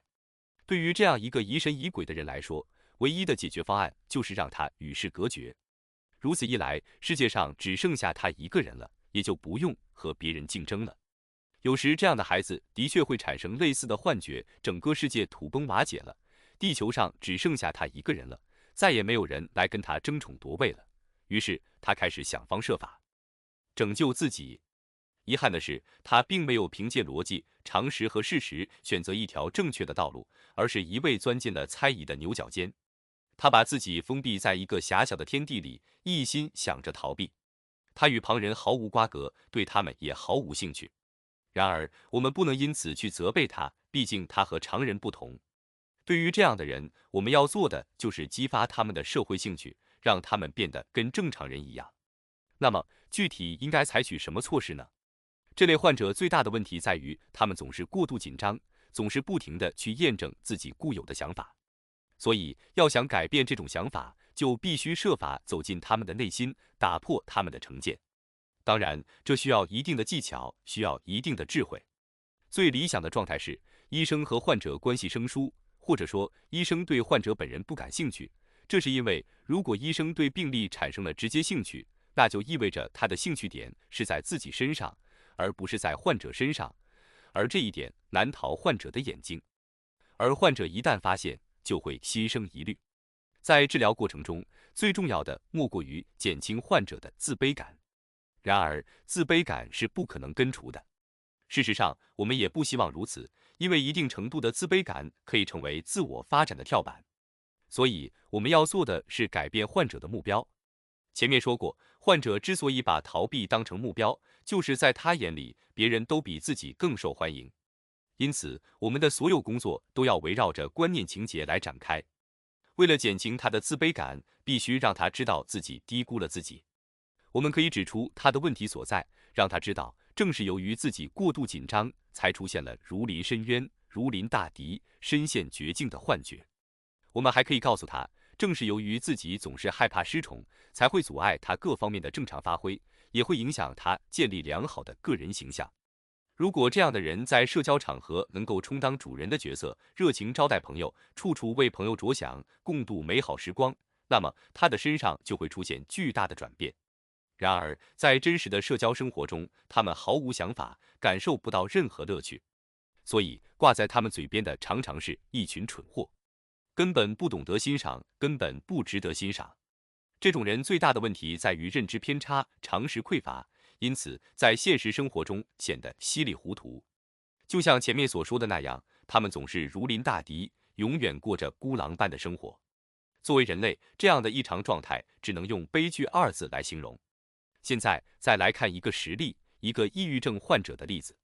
抑郁症虽然非常普遍，但绝不是不能治愈的。事实上，我们发现很多孩子在面对新的环境时，都会出现一些抑郁症症状。我们谈到的这名患有抑郁症的男子，有过10次左右的发病史，而每次发病都是在他调换岗位的时候。只要不换工作，他几乎没有什么异样。他一方面不愿参加社交活动，另一方面又有着极强的控制欲，所以身边一个朋友都没有。而且到了知天命的年龄，依然孑然一身。为了了解他的生活风格，不妨先看看他的童年。小时候，他非常敏感，喜欢胡搅蛮缠，每每以痛苦和体弱为借口来要挟自己的哥哥姐姐。有一天在沙发上玩的时候，他把别人全都推了下去。姑妈训斥他的时候，他却振振有词：“你骂我，你毁了我的人生。”要知道，那时他才4、5岁。这就是他的生活风格。他总想控制别人，总拿痛苦和体弱说事儿。结果后来他得了抑郁症，而抑郁症本身就是软弱的表现。几乎每个抑郁症患者的口头禅都是：“我的人生彻底毁了，我现在一无所有。”这种人往往是先得宠后失宠，而正是这一得一失，才塑造了他们后来的生活风格。人类对环境的反应与动物十分相似，面对同样的情境，兔子与狼或老虎的反应是截然不同的。在这一点上，人类也是一样的。有人曾经做过这样一个实验，他把3种不同类型的男孩带到狮笼前，观察他们第一次面对危险动物时的反应。第一个男孩转身说道：“咱们回家吧。”第二个男孩说道：“真好玩。”说这话的男孩想让自己显得十分勇敢，然而说话时却浑身发抖。这是一个典型的胆小鬼。第三个男孩说道：“我可以朝他吐唾沫吗？”至此，我们看到了3种迥然不同的反应，看到了3种截然不同的态度，同时也看到了绝大多数人都有恐惧倾向。在社交活动中，这种胆怯心理是导致社会适应不良最常见的原因。有这样一名男子，他家庭条件优越，自己从不努力，总是依赖别人。他看上去十分虚弱，因而一直找不到工作。后来家道败落了，他的兄弟跟他说：“你真是笨到家了，连个工作都找不到，你真是个棒槌。”打那以后，这名男子就开始酗酒，几个月后变成了货真价实的酒鬼。再后来，在精神病院里关了2年。这2年虽然对他有所帮助，但是好景不长，因为他是在毫无准备的情况下重返社会的。虽说他是望门之后，但是除了打打零工、当当苦力，什么工作也找不到。没过多久，他开始出现幻觉，他总觉得有人在嘲笑他找不到工作。起初找不到工作是因为他醉酒，后来找不到工作是因为他产生了幻觉。由此可知，仅仅让一个酒鬼清醒过来还是不够的，必须弄清楚他的生活风格，加以纠正。调查发现，这名男子从小得宠，遇事总想求人，从未想过去独立工作，其后果是再清楚不过了。因此，每一个孩子都应该学会独立，而独立的前提是要认识到自己生活风格中的错误。假如上面那个孩子能够学会独立做事，那么他在自己的兄弟姐妹面前就不会自惭形秽了。第5章，不完美的记忆。在分析完个体生活风格的重要性之后，我们再来谈谈早期记忆。对早期记忆的探索，也许是我们进入个体生活风格迷宫的最重要途径。通过回顾童年记忆，就能揭开作为生活风格核心的原型的面纱，而这比任何方法都要奏效。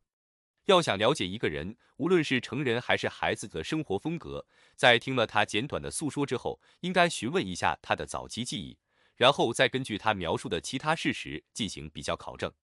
生活风格的大部分要素都不会改变，同一个个体有着同一种人格，是同一个生命统一体。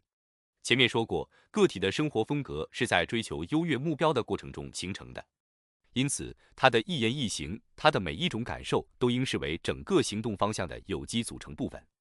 这种行动方向在某一时刻显得格外清晰，这在早期记忆中尤其如此。然而，我们不应把新旧记忆截然分开，因为新的记忆中也包含着行动方向。如果一开始就能找到行动方向，事情就会变得更加容易，更加清晰。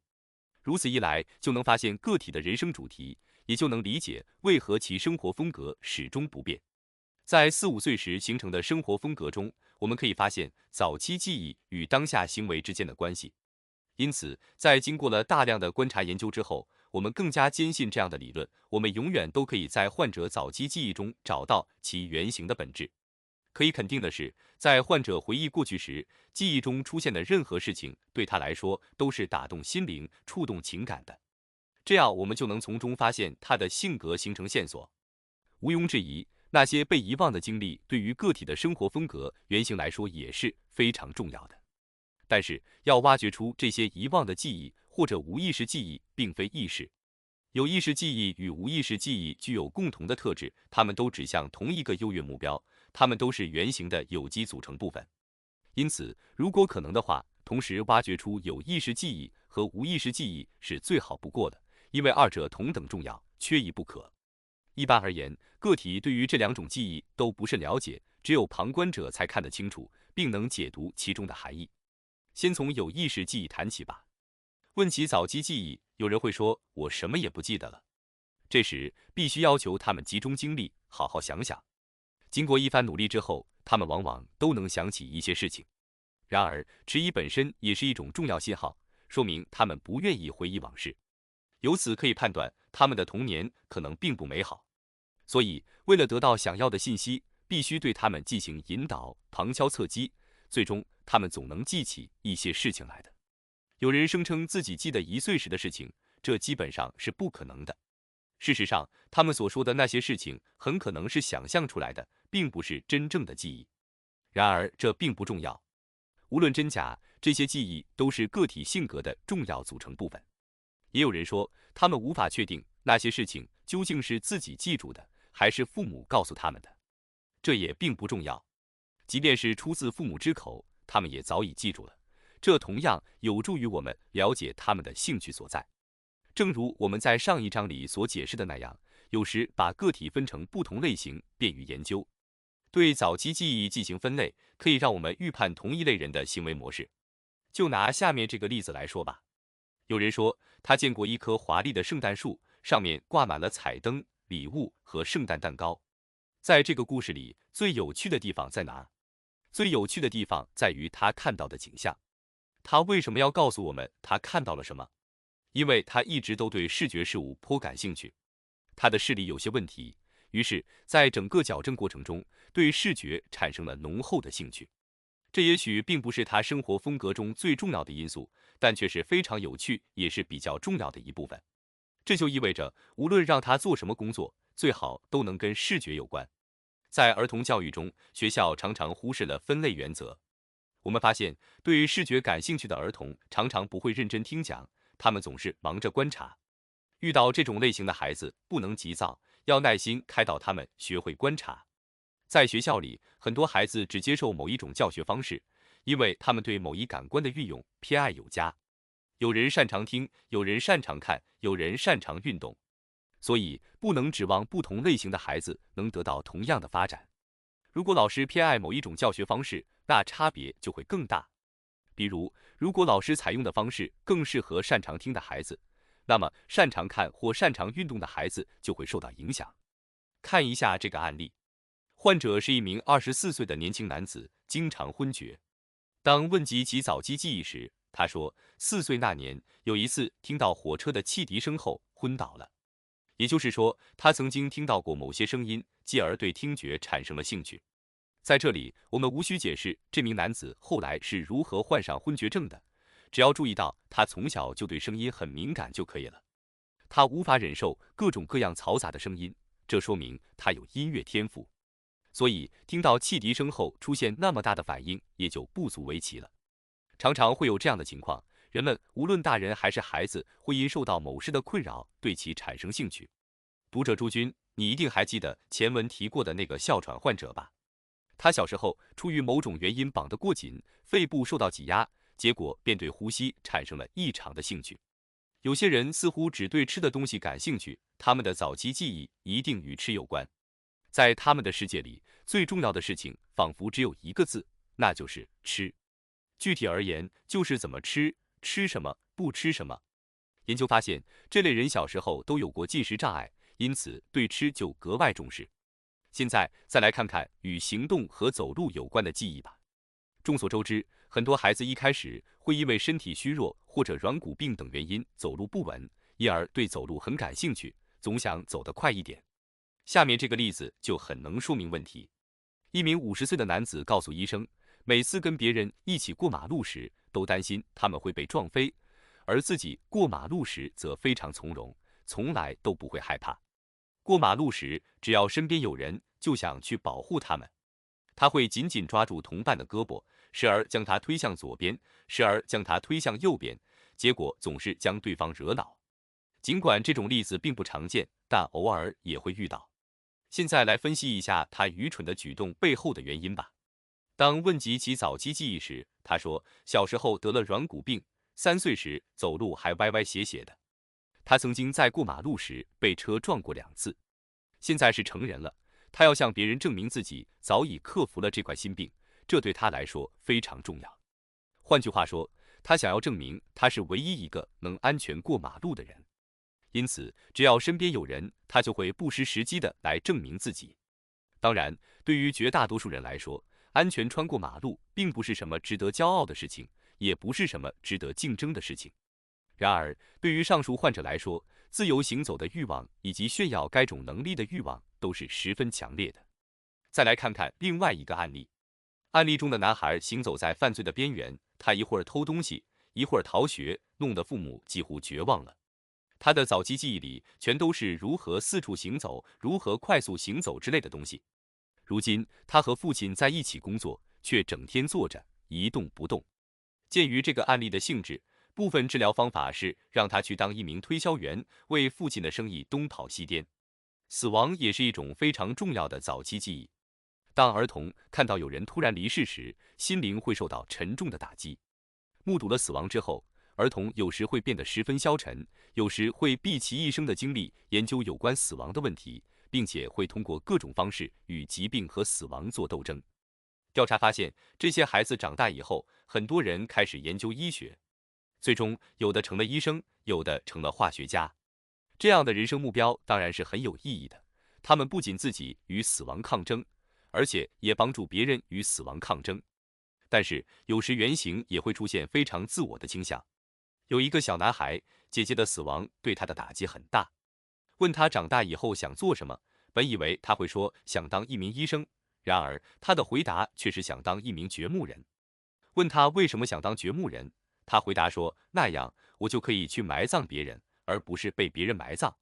这一案例告诉我们，这样的人生目标是没有意义的，因为这个男孩只关心自己，不关心别人。现在再看看那些被宠坏了的孩子的早期记忆。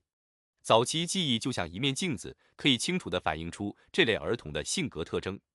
他们经常提起自己的母亲，这种情况也许很正常，但同时也说明，为了获得理想的地位，他们必须付出巨大的努力。有时早期记忆看起来似乎无关痛痒，却非常值得分析。比如，一名男子跟你说，当时我坐在自己的房间里，妈妈就站在壁橱旁。这话听上去似乎并不重要。但是既然提到了母亲，就说明他很在意这一点。在某些案例中，母亲会隐藏得很深，因而研究起来也就更加困难，只能凭猜测去了解母亲的点点滴滴。比如有人跟你说，我记得我去旅游了。假如你问他是跟谁一起去的，你会发现是跟他的母亲。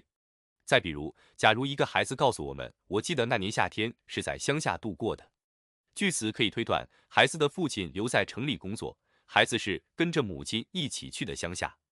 不妨这样问他，你当时跟谁在一起？通过这种方法，常常可以看出母亲对孩子的潜在影响。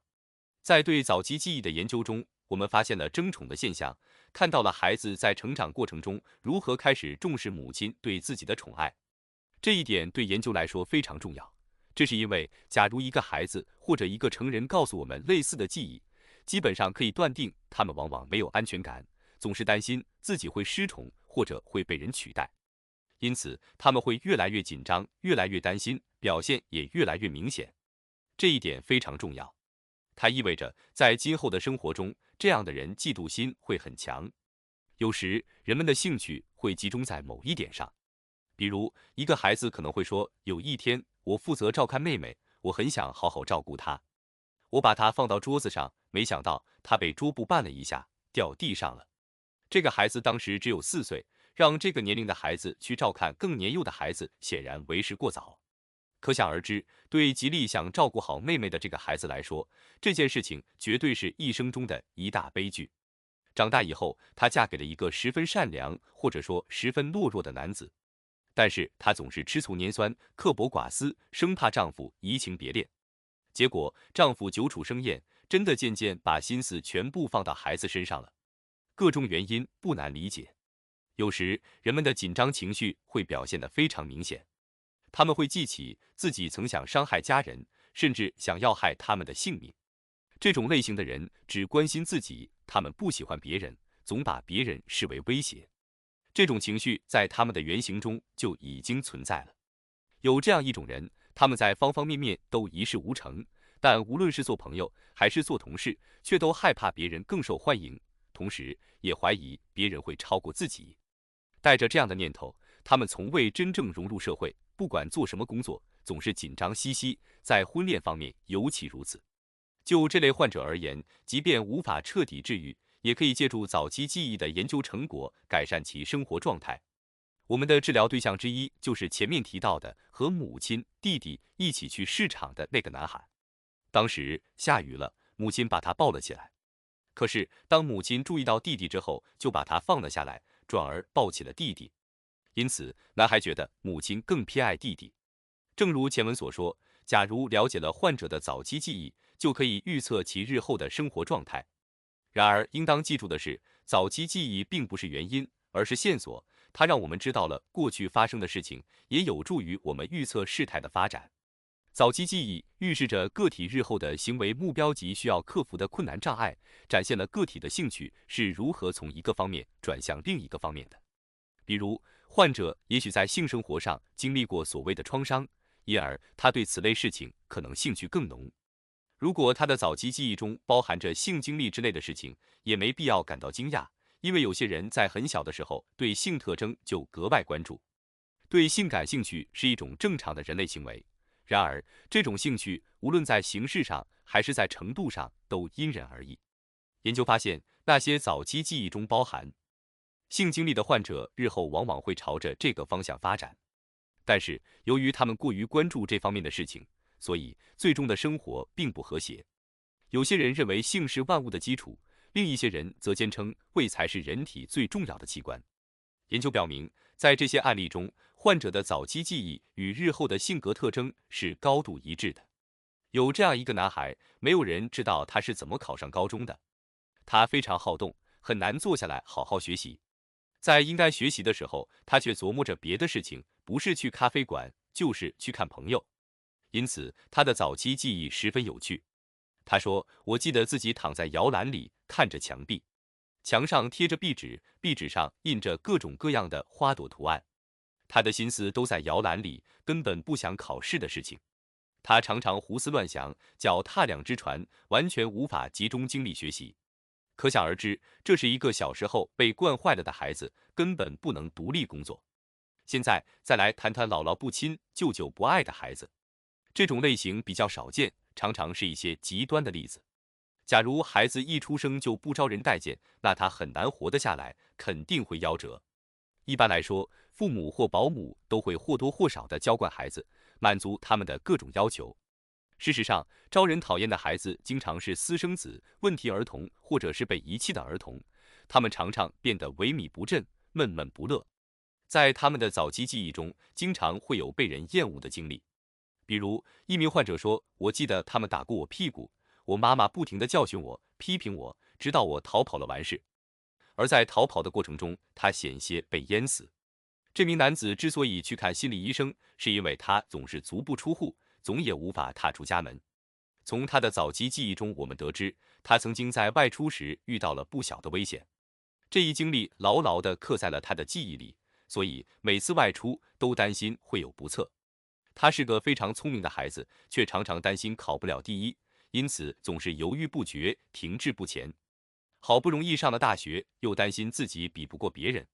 这一切都可以追溯到他早期记忆中的危险经历。另一个典型的例子是一个孤儿，父母去世时他只有1岁，他患有软骨症，到了孤儿院后又没有得到适当的照料，也没人关心他，所以成年之后很不擅长交际。研究发现，他总是觉得别人更受待见，而这种感觉严重地影响了他的成长。他常常觉得遭人嫌弃，因而无法面对生活中出现的问题。由于自卑，他被大部分生活内容排斥在外，包括恋爱、婚姻、友谊、事业等，因为这一切都需要与人进行密切的接触。另一个有趣的案例是一名总是抱怨失眠的中年男子，他46、7岁，成家了，也有了孩子。他为人苛刻、蛮横无理，对自己的家人尤其如此。他的一言一行令所有人感到痛苦不堪。在问及他的早期记忆时，他说，在他成长的家庭里，父母总是争吵不休，而且经常大打出手，互相威胁，因此他很怕他们。他上学时穿得邋里邋遢，根本没人管他。有一天，他的老师因故没来上课，由别人来代课。这位代课的女老师热情高涨，信心满满。在她眼里，教育是一份体面而高尚的工作。她在这个缺乏管教的男孩身上看到了希望，给了他莫大的鼓励。这是男孩有生以来第一次受到这样的待遇。打那以后，他便开始刻苦学习，不过总觉得像有人在背后推着他似的。他并不相信自己真的可以变得非常优秀，因此加倍努力，总是学习到深夜才肯休息。就这样，成人之后，他每天都要加班到半夜，有时整夜都不睡觉，考虑着下一步该做什么。结果，他认为要想有所成就，压根就不应该睡觉。我们发现，在后来的生活中，他那种出人头地的愿望，全都体现在对家人的态度上和对他人的行为上。家人不如他，他就扮演起征服者的角色，弄得妻子和孩子苦不堪言。总结一下这名男子的性格特征，可以说他的确有一个优越的目标，然而那却是一个自卑感很强的人为自己设立的目标。这种情况经常发生在精神高度紧张的人身上，紧张意味着对自己的成功没有把握。这种自我怀疑的态度，反过来又被一种优越情节所掩盖，而这种优越情节不过是一种虚假的姿态而已。这一点，通过对早期记忆的研究就可以看得清清楚楚。第6章，态度与行为。在上一章里，我们重点阐述了如何通过个体的早期记忆和幻觉来挖掘其隐藏的生活风格。不过，就个性研究而言，有很多种切入方法，而早期记忆只是其中的一种。除了早期记忆以外，还可以观察个体的行为和态度。所有方法都离不开一个原理，那就是通过局部来诠释整体。行为本身既是态度的表达，也是态度的内涵，而态度则代表了个体对生活的整体看法，也就是所谓的生活风格。首先，来谈谈肢体动作。众所周知，我们会根据个体的站姿、走姿、言谈举止等，对其进行性格判断。尽管这种判断不总是有意识的，但是肢体动作留下的印象却总能左右我们对它的好恶。先拿站姿来说吧。面对眼前的孩子或者成人，我们会马上注意到他的站姿是笔直如松，还是弯腰驼背。这个很简单。不过，真正需要关注的是那些特别夸张的姿势。如果一个人站得过于笔挺，四肢极力伸展，我们不禁要问他是不是有意为之。由此可以推断，此人的内心并不如外表强大，仅仅一个小小的动作就能暴露出其内心的某种优越情节，他希望表现得更加勇敢，想要更多的表现自己。其实，如果他稍微放松一点，是不难做到的。另外，我们也会看到与此完全相反的人，他们总是松松垮垮、弯腰驼背。从某种意义上来说，这种姿势暗示了他们内心十分软弱。但是，作为艺术和科学的一个重要原则，我们需要谨慎行事，要多方求证，不能仅凭某一现象就妄下结论。尽管有时我们对自己的结论充满信心，但仍然需要从其他角度加以验证。我们需要问问自己：弯腰驼背意味着懦弱，这样的观点真的站得住脚吗？如果他们陷入困境，我们又指望他们做出何种反应呢？通过多方面的观察，我们发现这类人时时刻刻都在寻找可以倚靠的东西，比如一张桌子或一把椅子。他们不相信自己的力量，永远都在寻求他人的支持。这一点和弯腰驼背反映出的是同一种心态。因此，当两种行为同时出现在个体身上时，我们的判断就得到了验证。我们还发现，依赖他人的孩子与个性独立的孩子肢体动作也完全不同。观察一个孩子的站姿，观察他待人接物的方式，就能判断出他独立的程度。遇到这种情况，根本不需要怀疑，因为有很多方法都可以验证我们的判断。一旦判断得到证实，就可以立刻采取补救措施，对孩子进行正确引导。现在，我们不妨拿一个独立性不强的孩子作为实验对象。先让孩子的母亲坐在椅子上，然后让孩子走进母亲所在的房间。观察发现，孩子并没有东张西望，而是径直走向自己的母亲，然后立刻靠在椅子上或者靠在母亲身上。这和我们的预测不谋而合，那就是这个孩子总想得到别人的支持。观察孩子与外界的接触方式也很有意思，这不仅能反映出孩子的社会兴趣和适应能力，而且还能体现出孩子对他人的信任程度。一个不愿意接触他人的人，一个落落寡合的人，在别的场合也同样会表现得冷漠矜持。观察发现，他总是少言寡语，默不作声。每个人都是一个整体，都会采取同样的方式应对生活中出现的种种问题，一切的一切都指向同一个方向。现在，不妨用一个真实案例来说明一下。前来求诊的患者是一名女性，医生本以为她会坐到离她最近的椅子上。然而，当他请他坐下时，他却环视四周，选择了一个离他最远的位置。由此可以推断，患者只愿意与一个人打交道。他说他已经结婚了，仅凭这一点就可以轻而易举地猜出他的整体情况，那就是她只愿意和丈夫一人接触，渴望得到他的宠爱。这样的人往往都会要求自己的丈夫每天准时回家，晚一点也不行。另外，独处时她会坐立不安。他不愿意走出家门，也不喜欢结交朋友。总之，从他的一个小小肢体动作上，就可以猜出他的整体状况。当然，这一理论还需要通过其他方法加以验证。他可能会告诉我们，我有焦虑症。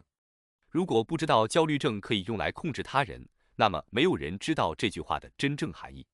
假如一个孩子或者一个成人患有焦虑症，那么可以推测，此人的身边一定会有一个可以依赖的人。曾几何时，有一对夫妇坚称他们是自由思想者。自由思想者认为，在婚姻里，只要双方坦诚相待，就可以随心所欲。结果，丈夫把自己的几段风流韵事和盘托出，妻子对丈夫的诚实坦率似乎也很满意。不过，没过多久，她便患上了焦虑症，每次出门必须有丈夫陪伴。从中可以看出，所谓的自由思想是如何被焦虑或恐惧所改变的。有些人总喜欢站在墙边或者靠在墙上，这说明他们不够勇敢，不够独立。下面我们来分析一下这种胆小怕事、犹豫不决的人的原型。有这样一个男孩，他在学校里非常腼腆，这是一个非常重要的信号，说明他不愿意与人接触。他没有朋友，总盼着放学。他走路很慢，下楼时总是贴着墙根，等到出了校门，便低着头一路跑回家去。他在学校里算不上是好学生，事实上，因为不喜欢学校，成绩一直很差。他总想回家，回到妈妈身边。妈妈是一个寡妇，身体不好，对他溺爱有加。为了进一步了解患者的情况，医生找到了他的母亲，进行了一次交谈。医生问他愿意睡觉吗？他答道：是的。夜里哭闹吗？不会。尿床吗？不尿。医生很纳闷，觉得要么是自己出了问题，要么是男孩出了问题。随后他断定男孩一定是跟母亲一起睡的。他是怎么得出这个结论的呢？因为孩子夜里哭闹是为了引起母亲的注意，如果他跟母亲同睡一床，就没有这个必要了。尿床也是如此。医生的结论很快得到了证实，男孩确实是跟母亲一起睡的。仔细观察不难发现，心理学家所关注的细枝末节都是个体生活计划的组成部分。个体的生活目标能告诉我们很多东西。就本案例而言，男孩的目标就是时刻与母亲待在一起。据此可以判断一个孩子的意志是否薄弱，因为意志薄弱的孩子是不可能制定聪明的生活计划的。现在来看看个体之间心态方面的差异。有的人争强好胜，有的人动不动就说要放弃。然而，现实中从未有谁真的放弃过。放弃可不是一件容易的事情，这是人性使然。正常人是不会轻言放弃的，虽然可能有时看上去似乎要放弃了，但实际上那正是他在做更加艰苦的努力。有一种孩子总想放弃，他们在家庭里永远都是被关注的焦点，人人都要宠着他，都要推着他走，都要给他出主意。由于在生活中总是离不开别人，于是他们变成了大家的负担。实际上，这就是他们的优越目标。换句话说，他们试图以这种方式来表达自己的控制欲。前面说过，这种优越目标是自卑情节的产物。如果他们真的相信自己的能力，就不会采取这种超近道的方法来达到目的了。有一个17岁的男孩就表现出这样的特点。他是家中的长子。前面说过，当次子到来时，长子的悲剧就开始了，他原本备受关注的家庭地位也就动摇了。男孩的情况也是如此，所以他很沮丧，一肚子牢骚，工作也没有着落。有一天，他企图自杀，后来他找到了医生，并对医生说，他在企图自杀的前一天晚上做了一个梦，梦见自己开枪杀死了自己的父亲。由此可以看出，这样一个抑郁、懒惰、毫无作为的人，其实一直在心里盘算着该如何行动。同时，我们也发现，那些懒惰厌学的孩子和无所事事的成人，个个都处在危险的边缘。他们的懒惰往往只是一种表面现象，一旦出现变故，就会试图自杀，就会得神经病，就会精神错乱。有时，如何确认这类患者的心理状态，仍然是一个非常棘手的科学难题。孩子害羞也是非常危险的。害羞的孩子必须得到良好的治疗，否则会毁掉他们的一生。如果孩子的羞怯心理得不到及时纠正，那么他们的人生路上将会荆棘密布。因为在我们的文化中，只有勇敢的人才能成功，只有勇敢的人才能享受生活的恩赐。勇敢的人不会因为失败而消沉，而羞怯的人则不然。他们一旦遇到困难，便会选择逃避，并最终走向生活的反面。这类孩子在长大后会患上神经症或者精神失常。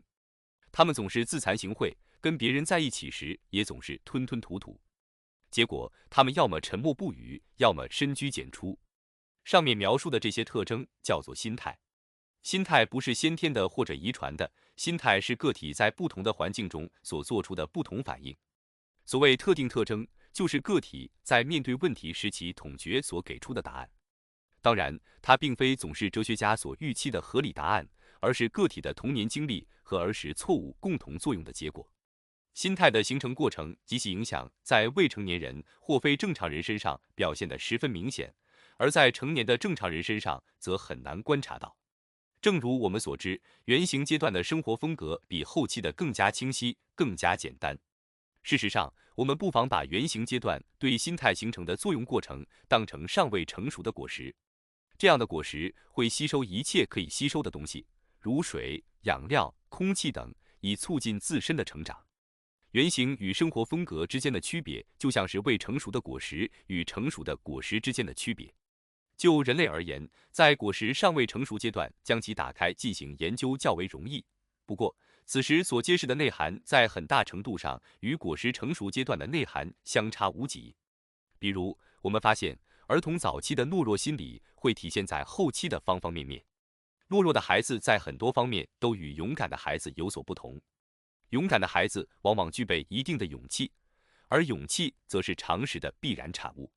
不过，在特定情况下，懦弱的孩子也会有勇敢的表现，这一点在他们有意问鼎冠军的时候就十分明显。下面这个男孩的例子很好的说明了这一点。这个男孩不会游泳，有一天别的孩子叫他一起去，他就去了。水很深，他差点淹死。这当然不是什么真正的勇气，这简直就是胆大妄为。他之所以这么做，纯粹是为了得到别人的敬佩。他无视危险的存在，而一旦危险临近，则希望别人能去救他。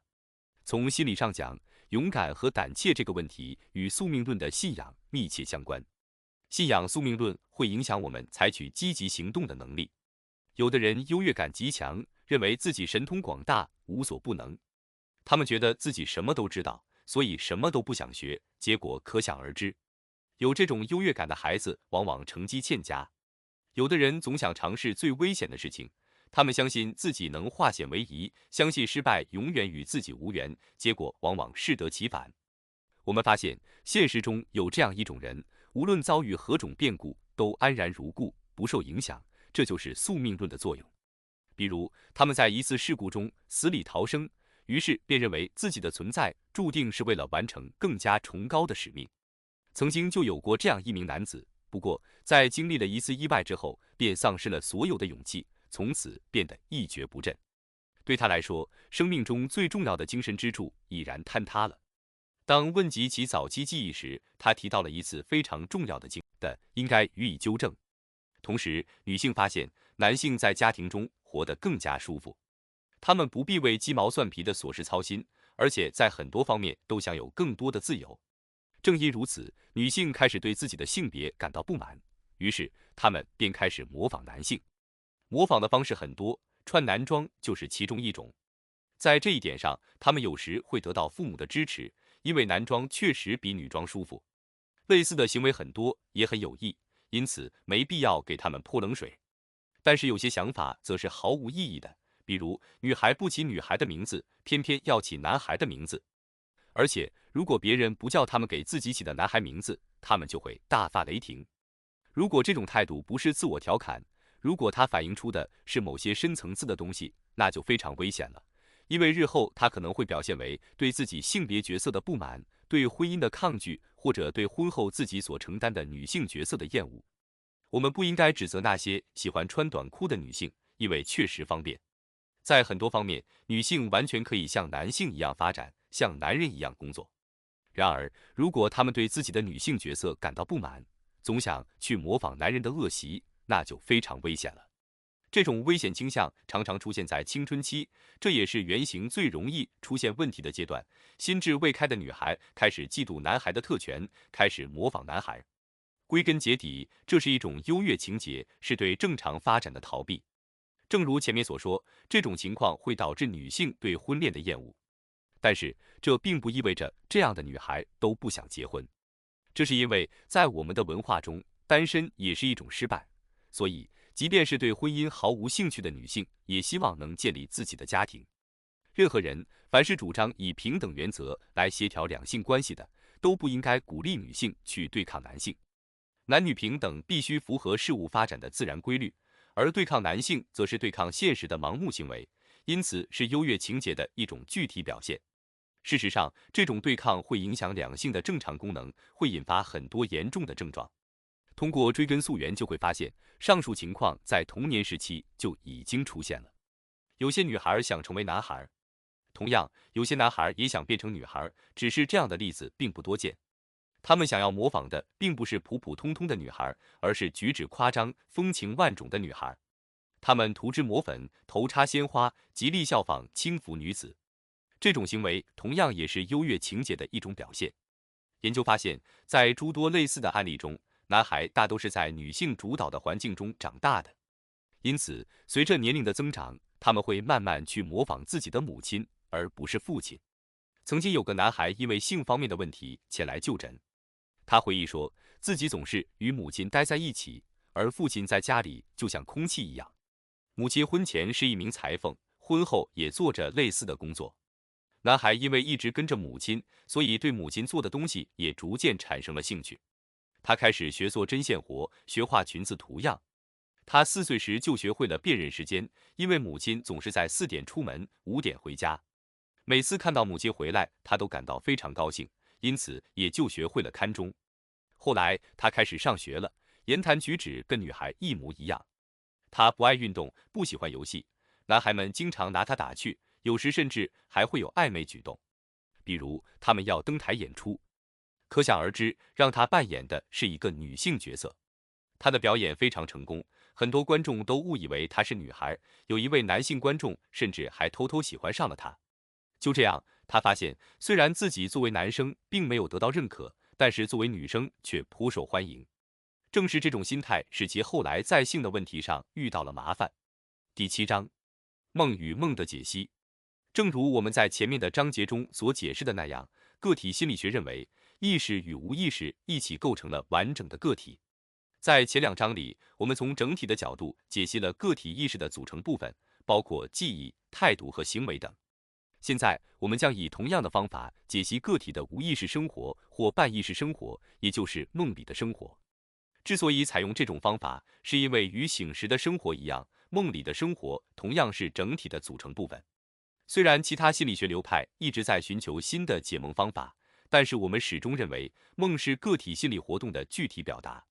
我们发现，醒时的生活是由个体的优越目标所决定的，而梦里的生活也同样可能受到优越目标的影响。梦永远是生活风格的一部分，其中就包含个体的原型。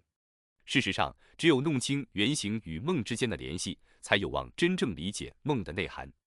同理，如果你非常了解一个人，那么你十有八九可以猜出他梦里的内容。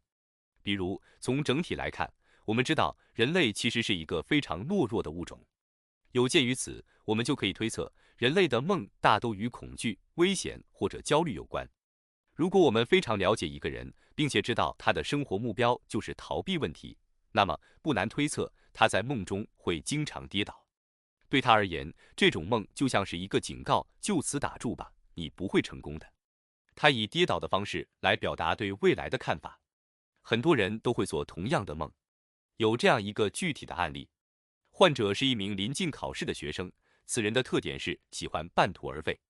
我们因此可以猜出接下来会发生什么。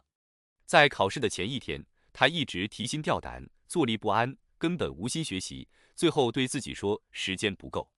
于是他想缓考，梦里他会不停地跌落，这体现了他的生活风格。所以为了实现目标，他只能靠做这样的梦了。再来看看一个成绩优异的学生，他总是信心十足，无所畏惧，从来不会给自己找这样那样的理由。对于这类学生，也不难猜出他的梦里会出现什么样的画面。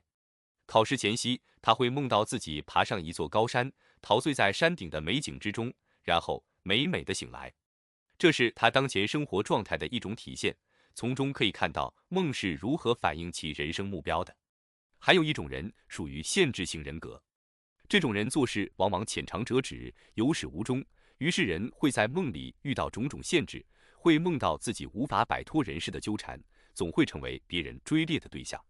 在谈到另一类型的梦之前，必须明确的是，即便有人说出梦，实在记不住了。不过想听的话，我可以编给你听之类的话，心理学家也从来都不会灰心，因为他知道人的想象力不可能超越其生活风格。编造的梦和记住的梦是一样的，因为想象和幻想同样是生活风格的体现。作为生活风格的表达方式，幻想不一定要与个体的真实生活完全一致。比如，有些人往往生活在幻想之中，他们在生活中胆小怕事，在梦境里却勇猛无比。不过，常常有迹象表明，这类人也属于虎头蛇尾型的。即便是在那些勇敢的梦中，这一点也表现得十分明显。梦的目的始终是为个体的优越目标铺平道路。个体的一切症状、行为和梦都是一种训练，使其能够发现自己的优越目标，无论这个目标是想成为万众瞩目的焦点，还是希望主宰生活或逃避生活。梦的目的不一定符合逻辑，或没有如实表达。梦的存在是要制造某种感觉、情绪或者情感，因此想要完全揭开其神秘的面纱是不可能的。然而，梦里梦外的生活只是程度上的差别，而非性质上的不同。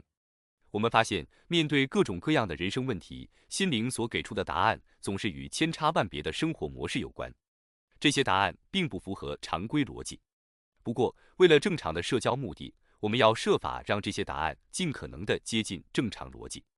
一旦我们摒弃了梦等同于生活的绝对观念，梦也就失去其神秘性。此时，梦就成了现实生活的进一步表达。跟现实生活一样，出现在梦中的情景也不是绝对的，也是现实与情感的混合体。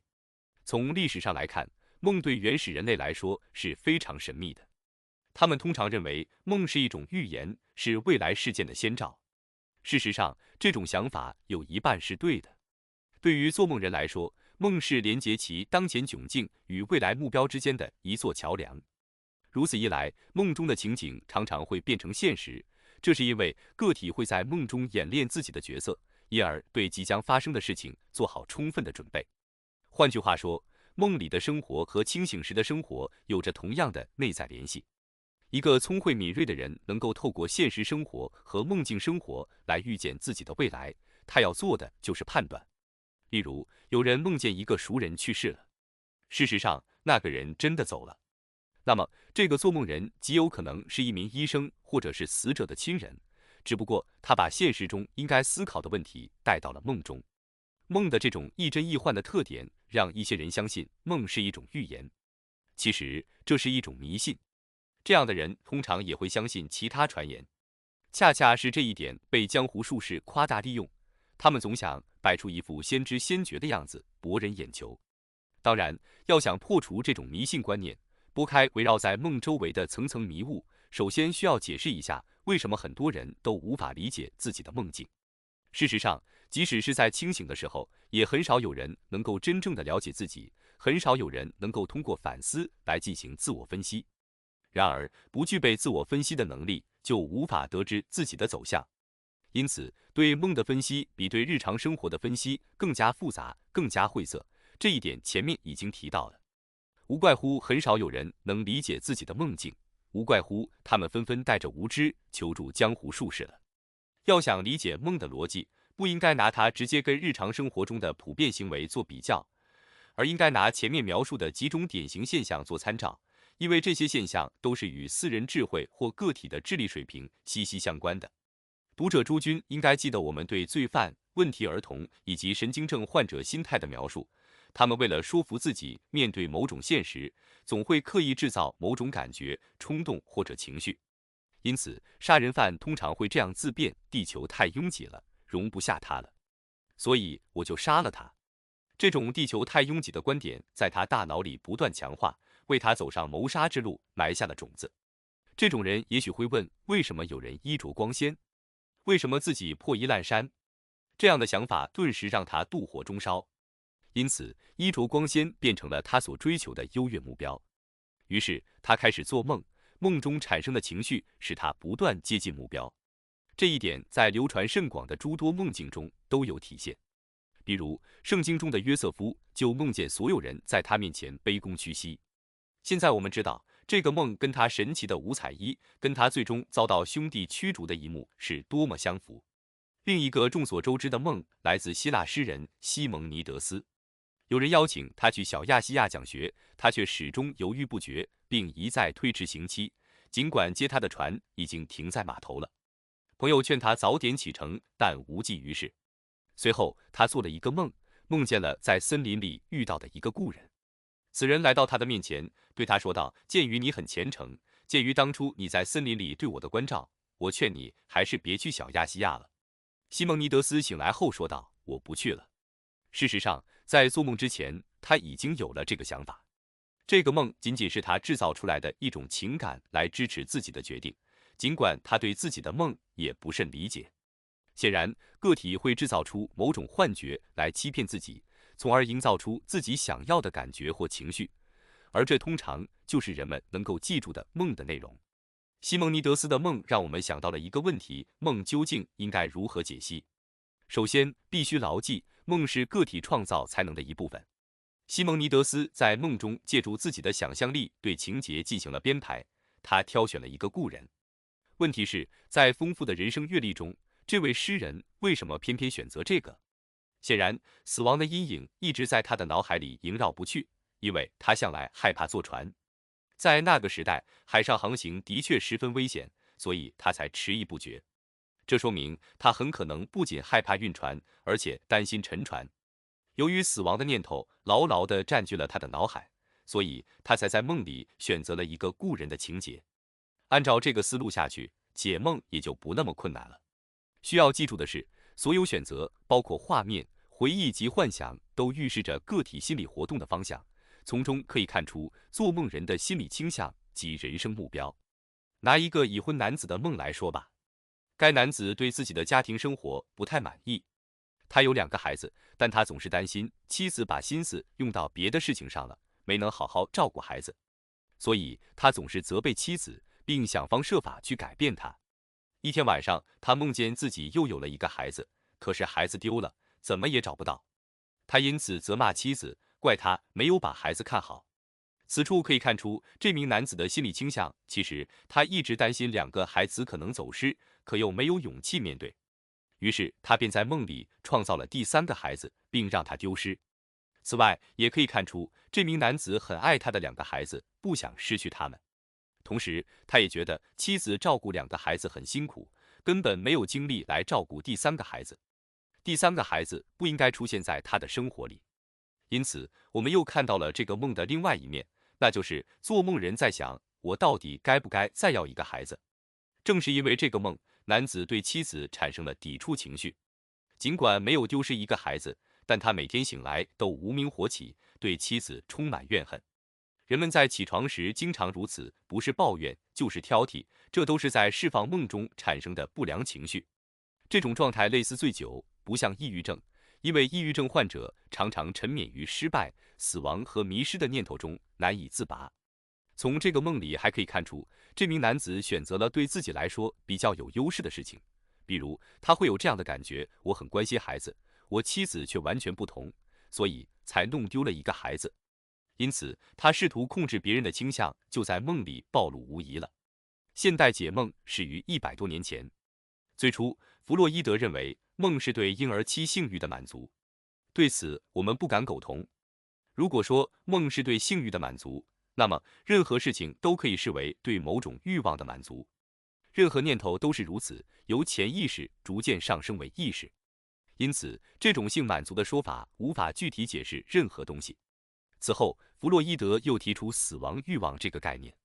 然而，以此来解释上面提到的那个梦肯定是行不通的，因为那位父亲根本不希望自己的孩子丢失或者死亡。事实上，除了前面讨论过的一般假设精神生活的统一性和梦中生活的情感特征以外，对梦的解析没有具体的方法。梦的情感特征及其随之而来的自我欺骗具有多种表达形式，因此梦总是带有对比性和隐喻性的特点。对比是自欺欺人的最佳方法之一。几乎可以肯定的是，如果一个人通过对比来说明问题，不难猜出他根本无法用事实和逻辑来说服别人，所以只能借助毫无用处、牵强附会的比较来搪塞了。诗人也会行骗，不过方式讨人喜欢。他们使用各种各样的比喻和富有诗意的比较来娱乐读者。不过可以肯定的是，优美的诗句确实比平常的语言更能震撼读者。例如，如果荷马这样描述一支希腊军队，他们像雄狮一样攻城略地，那么从理智的角度来看，这种比喻根本就不成立。然而，如果读者当时诗性大发，便会深受感染。作者让我们相信他拥有神奇的力量，可以妙笔生花。倘若只是单纯的描绘士兵的服装及其携带的武器，则效果大减。如果人们在解释事情时遇到困难，也会采取同样的做法。例如，如果他发现无法说服你，就会给你打比方。正如前文所说，打比方就是自欺欺人，这就是梦里总是出现某些图像的原因。可以说，梦是一种自我陶醉的艺术。说来也怪，梦的自我陶醉特征给我们提供了一种避免做梦的方法。如果个体能够理解自己的梦境，并意识到那只是一种自我陶醉，那么他就可以停止做梦。因此，对他来说，梦也就失去了作用。至少本书作者的情况就是如此。一旦意识到梦的意义，就会立刻停止做梦。另外，如果真想以此停止做梦，那么个体就必须从情感上做出根本的转变。这也是本人从上一次做梦的经历中领悟到的。那个梦发生在战争期间，因为职责所在，我想方设法阻止某人被送往危险的前线。在梦中，我杀死了一个人，但不知道是谁。于是我便十分迷惑，我到底杀死了谁？事实上，我当时一心想着如何保护那名士兵，如何让他处于有利地位，免于战死沙场。这就是我做这个梦的情感基础。但是当我明白了此梦的意义之后，便不再做梦了，因为没有必要为了一件压根就没有考虑清楚的事情去自欺欺人。这正好可以用来回答那个常见的问题：为什么有人从来都不做梦？那是因为他们不愿意欺骗自己，他们只相信行动，只相信逻辑，而且敢于面对困难。这类人即使做了梦，也会很快忘记，因为忘得太快，所以就觉得自己从来都没有做过梦。这就引出了一种理论：人人都会做梦，但大都被遗忘了。如果我们接受这种理论，那么对于有些人从来都不做梦这个问题，就会有另外一种解释，那就是这些人也做梦，但都忘了。我本人并不赞同这种理论。我认为世界上既有从不做梦的人，也有做了就忘的人。事实上，上述理论很难推翻。然而，要想证明其正确性，恐怕只能有劳创立者本人了。为什么我们会反复去做相同的梦？这一奇怪的现象至今没有得到明确的解释。然而，重复的梦境一方面让人更加清晰地看到了个体的生活风格，另一方面也准确无误地指出了做梦人的优越目标到底是什么。至于那些又长又大的梦境，我们认为做梦人本身并没有做好充分的准备，他正在寻找连接其当前窘境与未来目标之间的桥梁。因此，最容易理解的梦还是短梦。这种梦也许只有一个画面，或者只有寥寥数语，但却能揭示做梦人如何找到欺骗自己的捷径。至此，可以用睡眠问题来结束本章的讨论了。说到睡眠，很多人会问自己一些毫无意义的问题。他们认为睡眠是清醒的反面，是死亡的兄弟。这些观念其实是非常荒谬的。睡眠并不是清醒的反面，而是某种程度上的清醒。在睡眠中，我们并没有脱离现实生活，相反，我们仍然在思考，在倾听。我们在清醒时的种种特征，同样也会出现在睡眠之中。因此，有些母亲不会被大街上的任何噪声吵醒，但是只要孩子稍有动静，就会立刻醒来。由此可见，即便睡着了，他们的关注点也是醒着的。不仅如此，我们睡着的时候，并不会从床上掉下来。这说明，即使在睡眠中，我们对于边界也有着清醒的意识。个体在白昼和夜间的表现共同构成了完整的个性，这就是催眠术的原理。那些迷信人眼里的魔法现象，其实就是一种睡眠方式。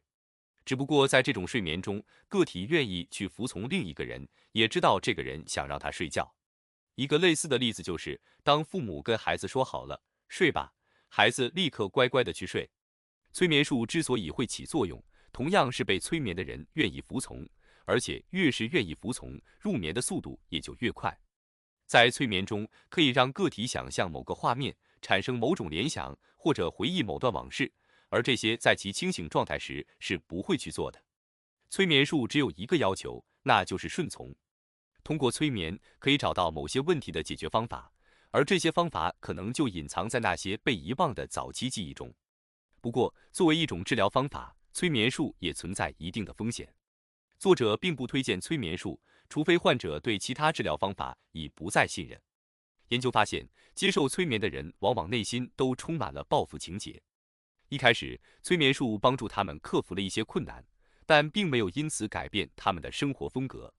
催眠就像药物或者机械手段，病人的本质不会发生任何变化。要想真正帮助一个人，需要给他勇气，给他自信，让他真正认识到自身的错误。然而，这些功能催眠术一样也不具备。所以，若非逼不得已，切勿轻易尝试。第8章，医治受伤的童年，应该怎样教育孩子？这应该是当前社会最关注的问题了。在这个问题上，个体心理学可以发挥其独特的作用。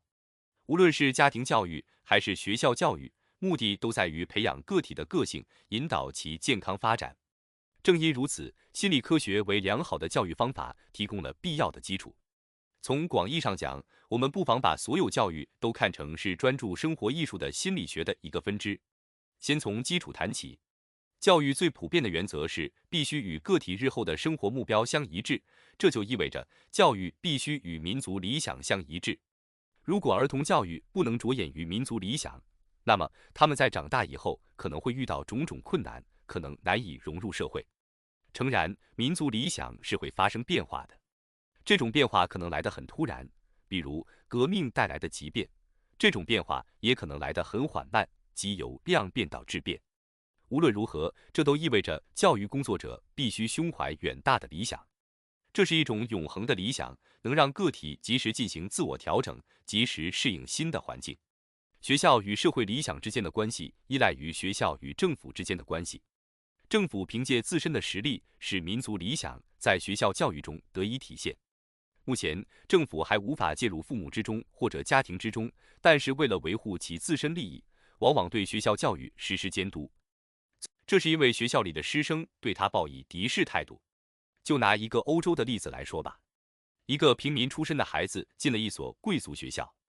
他之所以进了那所学校，是因为父母非常有钱，而且非常自负。然而，由于他是平民出身，学校里的同学都不待见他。结果，这个从前娇生惯养、左右逢源的孩子，突然发现自己周围全是敌视的目光。有时，同学们的残忍程度令人啧舌，远远超出了一个孩子的承受能力。大多数情况下，因为感到羞耻，孩子并不向父母提起自己在学校里的遭遇，只是自己默默地承受着这一切。当这类儿童到了16岁或者18岁，必须像成人一样步入社会直面人生时，他们却常常因为早已丧失了生活的勇气和希望而突然停滞不前。除了社交障碍以外，他们在婚恋问题上也同样是力不从心、束手无策。面对这些情况，应该如何处理呢？事实上，这类人缺少宣泄的渠道，他们要么真的与世隔绝，要么自我感觉如此。有的人会选择自杀，希望用伤害自己的方式来伤害别人；也有的人希望自己消失，于是便躲到疯人院里，连之前仅有的一点社交能力也都退化了。他们说话的方式稀奇古怪，从不与人接触，把整个世界都当成了敌人。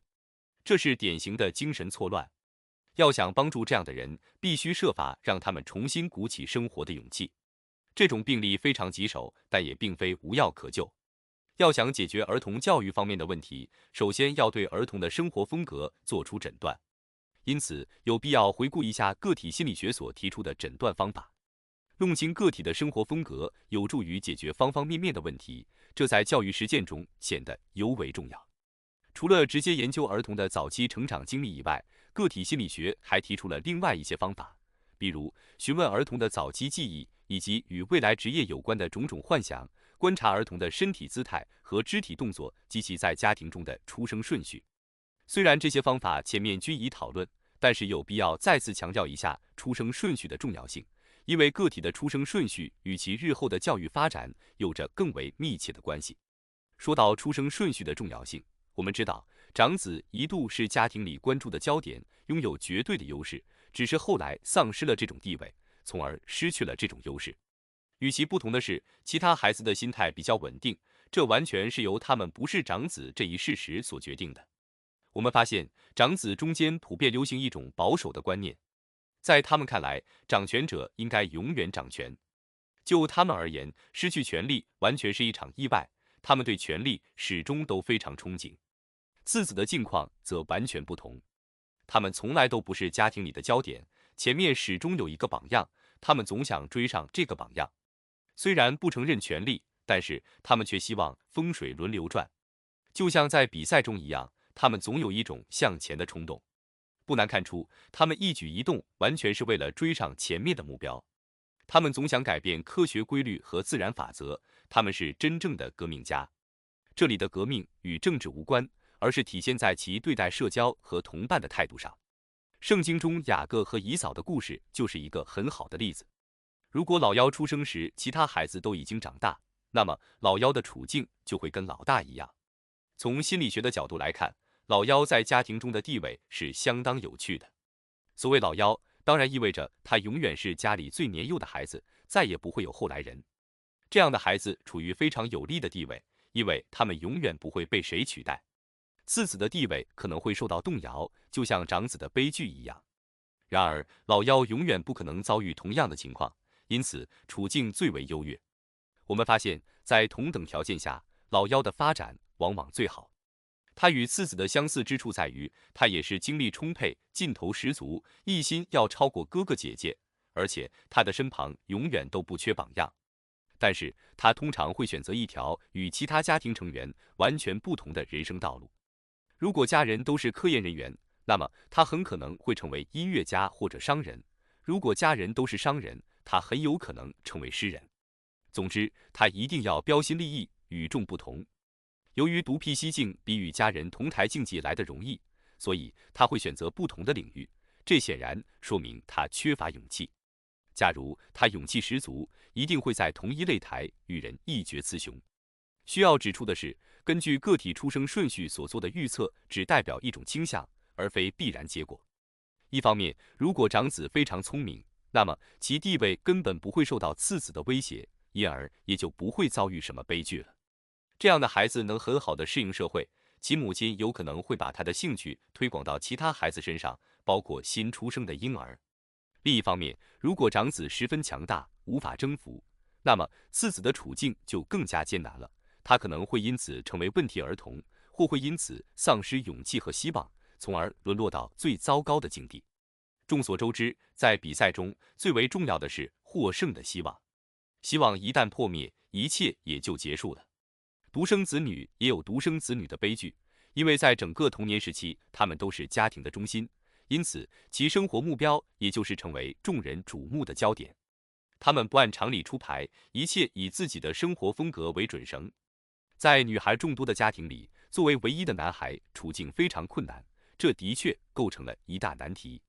普遍认为，在这种环境中长大的男孩女里女气，不过这种看法着实有些夸张。毕竟我们都是由女性养育成人的。然而，在这样一个以女性为主的家庭中成长，确实要面临不少问题。走进一间房子，马上可以断定这个家庭是男孩多还是女孩多，而依据就是家具的陈列情况、房间的安静程度以及物品的存放秩序。如果家里的男孩多，那么破损的东西就会多；如果家里的女孩多，那么房间就会干净得多。在这种家庭环境中成长的男孩，往往会努力让自己显得更有男子雄风，且会极力夸大性格中的男性特征，否则他真的可能会像家里的姐妹一样阴柔有余、阳刚不足。总之，这类男孩要么非常温和，要么十分狂野，而后者其实是在努力证明并强调自己的男性身份。而在男孩众多的家庭里，作为唯一的女孩也会面临很多问题。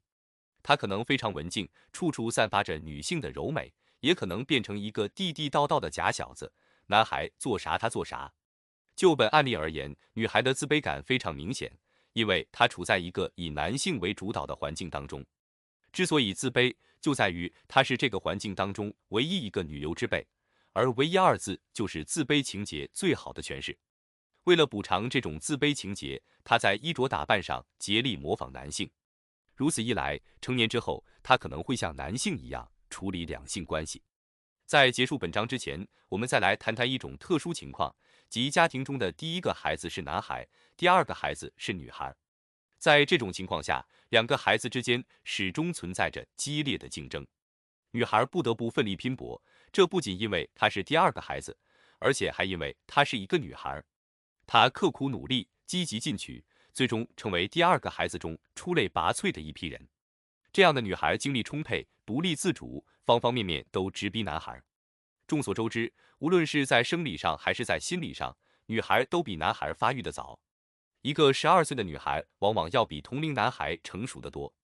男孩看到了这一点，却不知所以，因此他们感到自卑，想要放弃。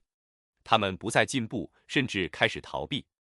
有时他们在艺术中寻求庇护，有时则会变得神经兮兮、胡作非为，甚至痴痴狂狂，完全无力与女孩同台竞争。即便相信天生我材必有用这一观念，上述问题也很难得到妥善解决。我们所能做的就是让男孩知道，他的妹妹之所以优秀，是他付出的更多，而且在此期间找到了更好的办法。当然，我们还可以尽力引导兄妹两人进军不同的领域，从而减少彼此之间的竞争。第9章，不完美的社交。个体心理学的目标是帮助个体适应社会，这似乎是一个悖论。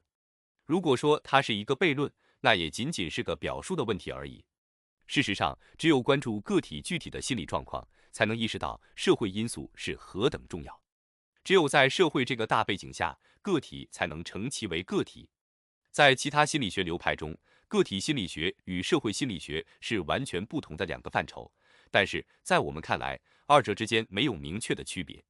到目前为止，所有讨论都是围绕着个体生活风格分析展开的，而所有分析都是从社会角度出发的，其目的也是为社会服务的。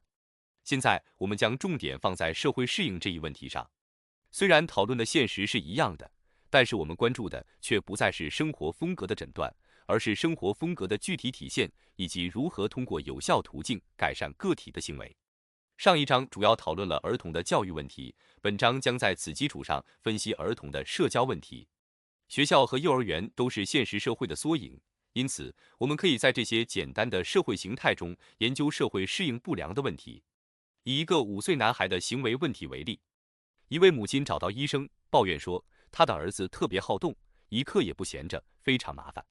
他把精力全都花在他的身上了，一天下来筋疲力尽。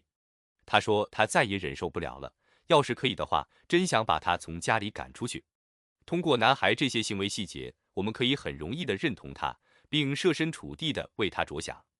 如果说一个5岁孩子过度活跃，我们很容易就能猜出他的活动模式或行为准则。在这样的年龄，一个过度活跃的孩子都会有哪些举动？他会穿着笨重的鞋子爬到桌子上，他会脏着身子四处走动。如果母亲想要看书，他会不停地开灯关灯。另外，如果父母想要一起弹琴唱歌，你猜他会怎么着？他会扯着嗓子乱喊乱叫，或者捂住耳朵，硬说自己不喜欢这种噪声。如果自己的愿望没有得到满足，他就会乱发脾气，大吵大闹。关键是他的要求永远没完没了。如果幼儿园里发现这样的孩子，那么可以肯定地说，这个孩子很不安分，他的一举一动就是为了挑起是非。他一天到晚焦躁不安，弄得父母心力交瘁。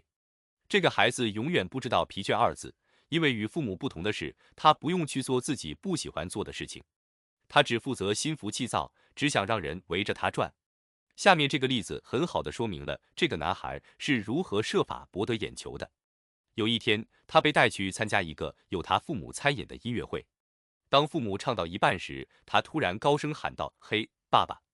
而且边喊边绕着音乐厅转圈。也许有人可以猜出男孩的用意，但其父母对此却不甚了了。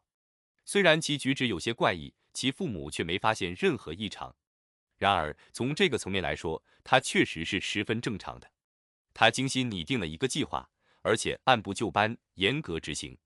假如我们了解他的计划，就能猜出他下一步的行动。所以说，他绝对不是一个意志薄弱的孩子，因为意志薄弱的人不可能制定出如此周密的计划。每当母亲在家里接待客人或举办宴会时，他要么把客人从椅子上推下去，要么去抢客人正要去坐的椅子。可见，他的这些行为与其原型和生活目标是一致的。他的生活目标就是要高高在上，控制他人，而且要始终霸占父母的注意力。可以断定，这曾经是一个娇生惯养的孩子。如果能够继续受宠，就不会故意捣乱。换句话说，如今他变成了一个失宠的孩子。那么，他究竟是如何失宠的呢？答案是他一定有了一个弟弟或妹妹。5岁那年，他发现自己的处境变了，感到自己的中心地位动摇了，便千方百计要把他夺回来。这也就是他时时刻刻缠着父母的原因。还有一个原因，那就是这个男孩没有对新的情况做好准备。作为一个被宠坏了的孩子，他从来没有培养起任何集体感。也就是说，他根本不懂得如何适应社会。他只对自己感兴趣，只关心自己的幸福。当问及男孩如何对待自己的弟弟妹妹时，他母亲总是坚称他很爱自己的弟弟妹妹。只是有一点，每当他们一起玩耍时，他总会把弟弟妹妹推倒在地。根据这样的行为，完全可以断定，男孩根本不爱自己的弟弟妹妹。为了充分理解这种行为背后的意义，我们应该将其与偶尔好斗的孩子进行比较。这种好斗的孩子并不少见，他们虽然好斗，但并非不停地折腾，他们个个都很聪明。他们知道，如果经常闹事的话，父母肯定会出面制止。于是，他们渐渐改掉了争强好斗的坏毛病，好好做人。不过，老毛病还是偶尔会露头。正如前面提到的例子，男孩在跟弟弟妹妹玩耍时，常常把弟弟妹妹推倒，而这才是他玩耍的真正目的。那么，这个男孩对待自己母亲的态度又是怎样的呢？如果母亲揍他的屁股，他就会嬉皮笑脸地说一点也不痛；如果母亲下手稍重一点，他就会老实一会儿。可是过不了多久，他就又开始瞎折腾了。可见，男孩的目标决定了他的行为，而他的行为又都指向了他的目标，因此我们可以预测他的行为。相反，如果原型不是一个整体，如果不知道原型的目标，那么就根本无法预知他的行为。假设这个男孩要开始自己的生活了，比如他上幼儿园了，我们可以预料到他在幼儿园里会有怎样的表现。再比如他被带去听音乐会，我们也可以预料到他在音乐会上会有怎样的举动。而这一点实际上已经得到了验证。一般来说，如果身边的人比较弱，他很快就会掌控全局；如果身边的人比较强，他就会去奋力争取。所以，如果碰上严厉的老师，他可能很快就要离开幼儿园。在这种情况下，男孩可能会寻找各种托词，他可能会一直处于紧张状态，而持续紧张会引发头痛、烦躁等，这些都是神经症的早期症状。相反，如果环境轻松愉快，他会觉得自己是万众瞩目的焦点。在这种情况下，他甚至可能成为学生领袖，成为真正的胜者。正如大家所看到的那样，幼儿园是一个社会机构，同样也存在着各种各样的社会问题。个体要学会面对这些问题，因为每个社会都有自己的公序良俗。儿童要努力成为这个小社会中有用的一员，就必须学会关心他人。在公立学校，同样的情形也一再发生。不难想象，像男孩这样的儿童会出现什么问题。如果换成私立学校，事情会变得容易一些，因为一般而言，私立学校的人数会少一些，学校对学生的关注也会多一些。在这样的环境中，也许谁也不会发现他是一个问题儿童。老师们甚至会说，这是我校最聪明的孩子，最好的学生。他也许会成为班长，在家里的行为也会得到改变，因为在某一方面出人头地，已经让他感到心满意足。如果孩子的行为在入学以后有了明显的转变，那么可以肯定，班级环境对他来说相当不错，他也因此找到了优越感。然而，事实通常会恰恰相反。那些在家里乖巧可爱的孩子，往往会把班里搞得乌烟瘴气。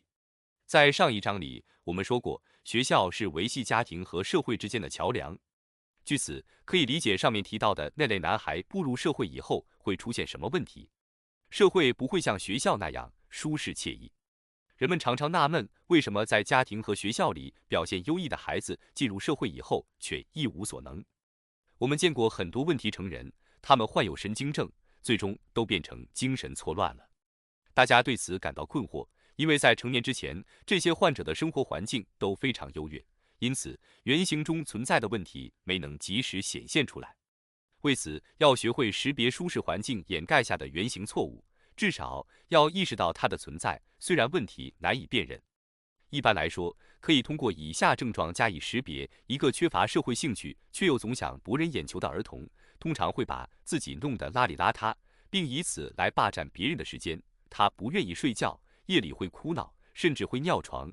他会装出一副焦虑不安的样子，因为他发现焦虑是一种强大的武器，可以用来胁迫他人，任其摆布。一旦条件允许，这些症状就会出现。找到这些症状，就可以得出正确的结论。现在来看看这个有着错误的原型的男孩17、18岁或接近成熟时的样子吧。他的过去是一片荒原，我们对此所知甚少，所以无法对其做出评估，因而其人生目标和生活风格也就变得扑朔迷离。但是步入社会之后，他不得不面对人生的3大问题：即社交问题、职业问题和婚恋问题，而这些问题又牵扯到个体生活中方方面面的关系。社交问题涉及我们对待他人的行为，对待整个人类以及人类未来的态度。这个问题关系到人类的存续和救赎。事实上，个体的生命是非常有限的，人类只有团结起来，生命才有望延续下去。至于职业问题，可以通过孩子在学校里的表现加以判断。可以肯定地说，如果男孩想凭借工作变得高人一等，那么他的愿望就很难实现。谁也无法找到一份无需听命于人、完全单打独斗的工作。由于我们所说的这个男孩只关注自身的利益，因此他很难在一个从属的位置上表现出色。不仅如此，这种人在职场上也很难赢得信任，因为他永远不会为了集体利益而牺牲个人利益。一般而言，事业的成功依赖于对社会的适应程度。在职场上，若能做到急他人之所急，想他人之所想，绝对是一大优点。这样的人一定会步步登高，甚至扶摇直上。然而，我们所讨论的这个男孩则绝对不会如此，因为他只关心自己的利益。在职场上，他的能力有限，因此只能以失败告终。在大多数情况下，我们发现这样的人从未完成职场准备，或者说起步太晚。他们可能已经到了而立之年，却始终没有明确的人生目标。上学时，他们不断变换专业，工作后又不断变换岗位。所有这些，足以说明，无论如何，他们都是进退失据，无所适从。有时可以看到一名17、18岁的年轻人，虽然非常努力，但却非常迷茫。对于这样的人，最重要的是予以理解，并在职业选择方面为他献计献策。如此一来，他可能还会对某些事物产生兴趣，并从头开始学习训练。另外，一个男孩到了这个年龄还不知道自己的人生目标，的确让人感到不安，他们常常一事无成。所以，家长和老师都应该在孩子到达这个年龄之前，努力引导他去思考未来的职业目标。在学校里，老师可以通过布置作文作业的方式来达到目的，比如出个作文题：长大以后我想做什么？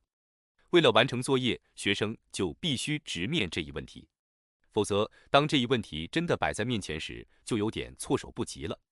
年轻人需要面对的第3个问题就是婚恋问题。既然人分男女，那么婚恋问题自然就非常重要了。假如人类只有一种性别，事情就完全不同了。既然事实并非如此，我们就必须学会如何跟异性相处。有关婚恋问题将在后面的章节里详细分析。这里只是有必要说明一下婚恋与社会适应之间的关系。缺乏社会兴趣不仅会导致社交问题和职业不适，也会引发异性交往障碍。一个自我至上的人是根本无法踏入二人世界的。事实上，性本能的主要目的之一，似乎就是要把自我从狭小的世界中拉出来，为社会生活做好准备。但是，从心理学的角度来看，我们应主动去拥抱性本能。除非我们决定忘记自我，融入社会，否则性本能根本无法发挥其应有的作用。至此，我们可以给之前一直讨论的这个男孩下个结论了。我们看到，这个男孩正面临着人生的3大问题，他绝望无比，生怕失败。之前，为了所谓的优越目标，他尽量回避生活中的种种问题。那么现在，他还剩下什么呢？他不肯融入社会，对人充满敌意，结果变得疑神疑鬼，自我封闭。正是由于他对别人毫无兴趣，因此毫不顾及自己的形象，常常是蓬头垢面、衣衫褴褛，看上去活脱脱一个精神病人。众所周知，语言是社交活动中必不可少的交流工具，但是他却三缄其口，沉默寡语，而这恰恰是精神分裂症的典型特征。就这样，他画地为牢，把所有问题都隔离在外，最后只能栖身精神病院。他的优越目标导致他与世隔绝，改变了他的兴趣力，让他彻底失常。有时他竟想一飞冲天，幻想自己是耶稣基督或皇帝。他就是在这些荒诞不经的幻想中实现自己的优越目标的。我们常说，生活中的所有问题归根结底都是社会问题。无论是在幼儿园还是在公立学校，无论是在友谊、政治还是经济生活中，概莫能外。很显然，我们的所有能力都是聚焦社会的，都是为全人类服务的。我们知道，社会适应不良的根源在于个体的原型。问题是，应当如何进行及时补救呢？如果父母不仅懂得如何预防原型中的大错，而且还懂得如何通过细微的症状来对原型中的小错进行及时的诊断和纠正，那么对于孩子来说，这不是一份沉甸甸的厚礼。事实上，想要做到这一点并不容易。很少有父母愿意主动学习、主动规避错误，他们对心理学和教育学丝毫不感兴趣。他们要么纵容孩子，对胆敢指出孩子毛病的人横眉冷对，要么干脆就不关心孩子。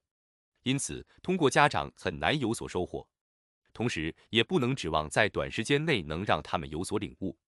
要想让他们开窍，并非一日之功。所以，与其如此，还不如让医生或者心理学家直接介入。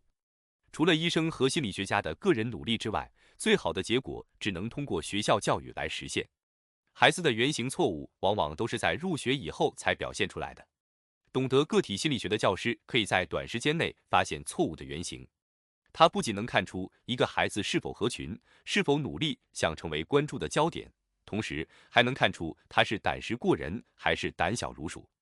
一个训练有素的教师可以在1周内发现所有孩子的原型问题。从教育的社会功能来看，教师更有能力去纠正孩子的错误。人类之所以创办学校，就是家庭教育根本无法满足社会对人才的需求。学校是家庭的延伸，在学校里，孩子的性格得以养成，孩子面对生活问题的能力得到培养。教师应当具备相关的心理学知识，以便更好地履行自己的职责。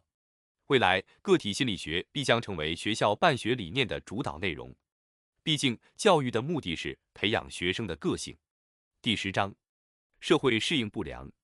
我们知道，社会适应不良是因为个体感到自卑并追求优越所引起的社会后果。自卑情节与优越情节这2个术语本身已经揭示了社会适应不良所带来的后果。无论哪种情节都与胚质无关，也与血缘无关，只是个体与环境相互作用的结果。然而，为什么并非所有的人都具有这些情节呢？事实上，人人都有自卑感，人人都会追求成功，追求优越，而这正是构成个体精神世界的必要因素。之所以不是人人都陷入这些情节当中，那是他们的自卑感和优越感受到某种心理机制的制约，成了积极的社会因素。这种心理机制包括社会兴趣、勇气、胆识、社会情感以及社会共识等。现在，我们来讨论一下这一心理机制的功能与失效问题。其实，只要自卑感不是太重，每个孩子都会努力成为有价值的人，或者说成为生活中有用的人。为此，他们会去关注他人。社会情感和社会适应是由此产生的正确和正常的补偿。从某种意义上来说，任何人，无论是儿童还是成人，对优越的追求势必会导致这样的发展趋势。任何人都不会发自内心地说我对谁都不感兴趣，也许他会表现出对谁都满不在乎的样子，但却无法自圆其说。实际上，他往往会特意声称自己对他人很感兴趣，目的是为了掩饰自己对社会适应不良的问题。这恰恰是对社会情感普遍性的无声证明。但是，社会适应不良的确是一个普遍存在的问题。我们可以通过边缘案例来研究这一问题的起源。所谓边缘案例，指的是虽然自卑情节的确存在，然而由于个体处于非常有利的环境，所以症状没有表现出来。在这种情况下，自卑情节处于隐蔽状态，或者说具有一种隐蔽倾向。因此，如果个体没有遇到困难，便会表现出非常满意的样子。不过，仔细观察就会发现，尽管在言语和观点上看不出来，但是他的态度却清楚地表明他其实是非常自卑的。这就是所谓的自卑情节，是自卑感放大的结果。饱受自卑情节困扰的人，往往会想方设法从负担中解脱出来，而所谓的负担，恰恰是自我至上的情节强加给自己的。有趣的是，有些人会努力隐藏自己的自卑情节，而另一些人则会大大方方地承认我有自卑情节。承认自己有自卑情节的人，常常因为自己的坦诚而洋洋自得。他们觉得自己非常伟大，因为他们承认了别人不敢承认的事情。他们会自言自语道：“我很坦诚，我毫不隐瞒自己的病因。”然而，与此同时，他们又会暗示自己生活中存在着这样那样的问题，正是这些问题使自己陷入了自卑情节。他们可能会抱怨自己的父母或者家庭，抱怨自己没有接受良好的教育，抱怨自己遭遇的事故或受到的压制，诸如此类，不一而足。自卑情节常常会隐藏在优越情节的背后，而后者则是前者的补偿。这样的人往往傲慢无礼，自负势利。他们喜欢做表面文章，脆而不坚，腐而不实。这样的人在早期的求索中也许遭遇过怯场的问题，从此以后，他们便会以此为由，为自己的种种失利辩解开脱。他们常常会说：“要是不怯场，哪有我干不成的事啊？”这种动辄把要是如何如何挂在嘴边上的人，往往都有着深深的自卑情节。自卑情节也许会表现为以下症状：油头滑脑、谨小慎微、迂腐卖弄、逃避生活中的重大问题，或追求限制多多的狭窄行动场域。如果一个人总是拄着拐杖，这也说明他有自卑情节。这样的人不相信自己，往往会有一些奇怪的爱好。他们常常忙于一些鸡毛蒜皮的小事，不是整理报纸，就是收集广告，而且总能为自己这种浪费时间的行为找到大把理由。他们在无益的事情上耗费了大量的精力，长此以往，必将导致强迫性神经官能症。无论表现出来的是哪一类问题，所有问题儿童都存在自卑情节。懒惰是为了逃避生活中的重要事情，盗窃是在钻环境漏洞或找他人疏忽的空子，撒谎是缺乏说实话的勇气，所有这些都是自卑情节的症状。总之，儿童各类问题的核心都是自卑情节。神经症是自卑情节发展到一定程度的结果。人一旦患上了焦虑症，什么离奇的事情都可能做出来。他也许老想有人陪伴左右，果真如此，他就算成功了。他需要别人不断的支持，并因此霸占着别人的时间。至此可以看出，自卑情节成功的转化为优越情节。人人都必须为我服务。在让别人服务的过程中，神经症患者体会到了优越感。精神错乱的人身上也会表现出类似的特点。当自卑情节导致的自我封闭使他们陷入困境时，他们便把自己想象成伟人，并以此获得一种虚幻的成功。在所有与自卑情节或优越情节相关的案例中，无法通过有效的社会渠道发挥作用，都是由于个体缺乏勇气所致，而勇气的缺乏又让他们偏离了正常的社会渠道。与此同时，还出现了认知上的偏差，而认知上的偏差又让他们无法理解社会渠道的必要性和重要性。所有这些都在罪犯的行为中得到最清楚的说明。这些罪犯都是非常自卑的人，通常是既懦弱又愚钝。作为同一种倾向的两个方面，他们个性方面的懦弱与社交方面的愚钝合二为一。我们可以按照同样的思路对酗酒者进行分析。酗酒者总想摆脱困境，然而由于内心十分懦弱，只能通过消极的方面寻求满足。这些人的思想观念和知识观念与社会共识截然不同，而社会共识是正常人积极勇敢的人生观的一部分。比如，罪犯不是为自己辩解，就是把责任推给他人。他们抱怨工作条件差，待遇也不好。他们一会儿说社会很冷酷，没人支持他们，一会儿又说当时实在是饥渴难耐，不由自主。在审判中，他们总是千方百计寻找借口，为自己的罪行开脱，就像谋杀儿童的希克曼一样，妄称这都是上天的旨意。再比如，另一个杀人犯在被判处死刑时说：“我杀个孩子怎么了？世界上孩子多了去了。”更有甚者，一名所谓的哲人竟然宣称世界上有那么多有用的人在挨饿，杀个有钱的老太婆算得了什么？这种逻辑不堪一击。正如缺乏勇气限制了他们对目标的选择一样，他们的整个世界观都受到无意的社会目标的制约，因此他们不得不时时处处为自己证明。相反，一个对社会有益的人生目标是不言而喻的，无需任何理由，无需任何解释。让我们用几个临床案例来说明一下社会态度和社会目标是如何走向反面的。第一个案例是个女孩，年龄在14岁左右。她生长在一个诚实的家庭里，父亲非常勤劳，只要有一丁点力气就干活养家。可是后来他病倒了，母亲是贤妻良母，非常疼爱自己的6个孩子。家里的第一个孩子是个女孩，非常聪明，只可惜12岁时就去世了。第二个女孩身体不好，但后来康复了，并且找到了工作，努力挣钱贴补家用。接下来就是我们要讨论的主角，她身体很好，没病没灾。由于母亲一直忙于照顾另外2个生病的孩子和自己的丈夫，所以很少顾及她。为了方便起见，我们姑且叫她安妮吧。安妮还有一个弟弟，虽然也很聪明，但是身体虚弱。结果，安妮发现自己夹在了2个备受宠爱的孩子中间。她觉得父母好像并不怎么待见她，父母对她的忽视让她感到十分压抑。然而，安妮在学校里的表现却可圈可点。她是班上最好的学生，因为成绩优异，老师建议她跳级。结果，不到14岁，她就上了中学。在那里，她遇到了一位不喜欢她的老师。也许一开始她的表现便不尽如人意，后来由于得不到赏识，她的成绩越来越差。以前她深受老师赏识，所以什么问题也没有。老师对她的评价都很高，同学也都很喜欢她。但是即便如此，个体心理学家还是可以通过觉察她的朋友圈发现问题。她总是指责自己的朋友，总想控制他们。她想成为大家关注的焦点，喜欢听好话，不喜欢听刺耳的声音。安妮的目标就是要得到别人的赏识、宠爱和关照。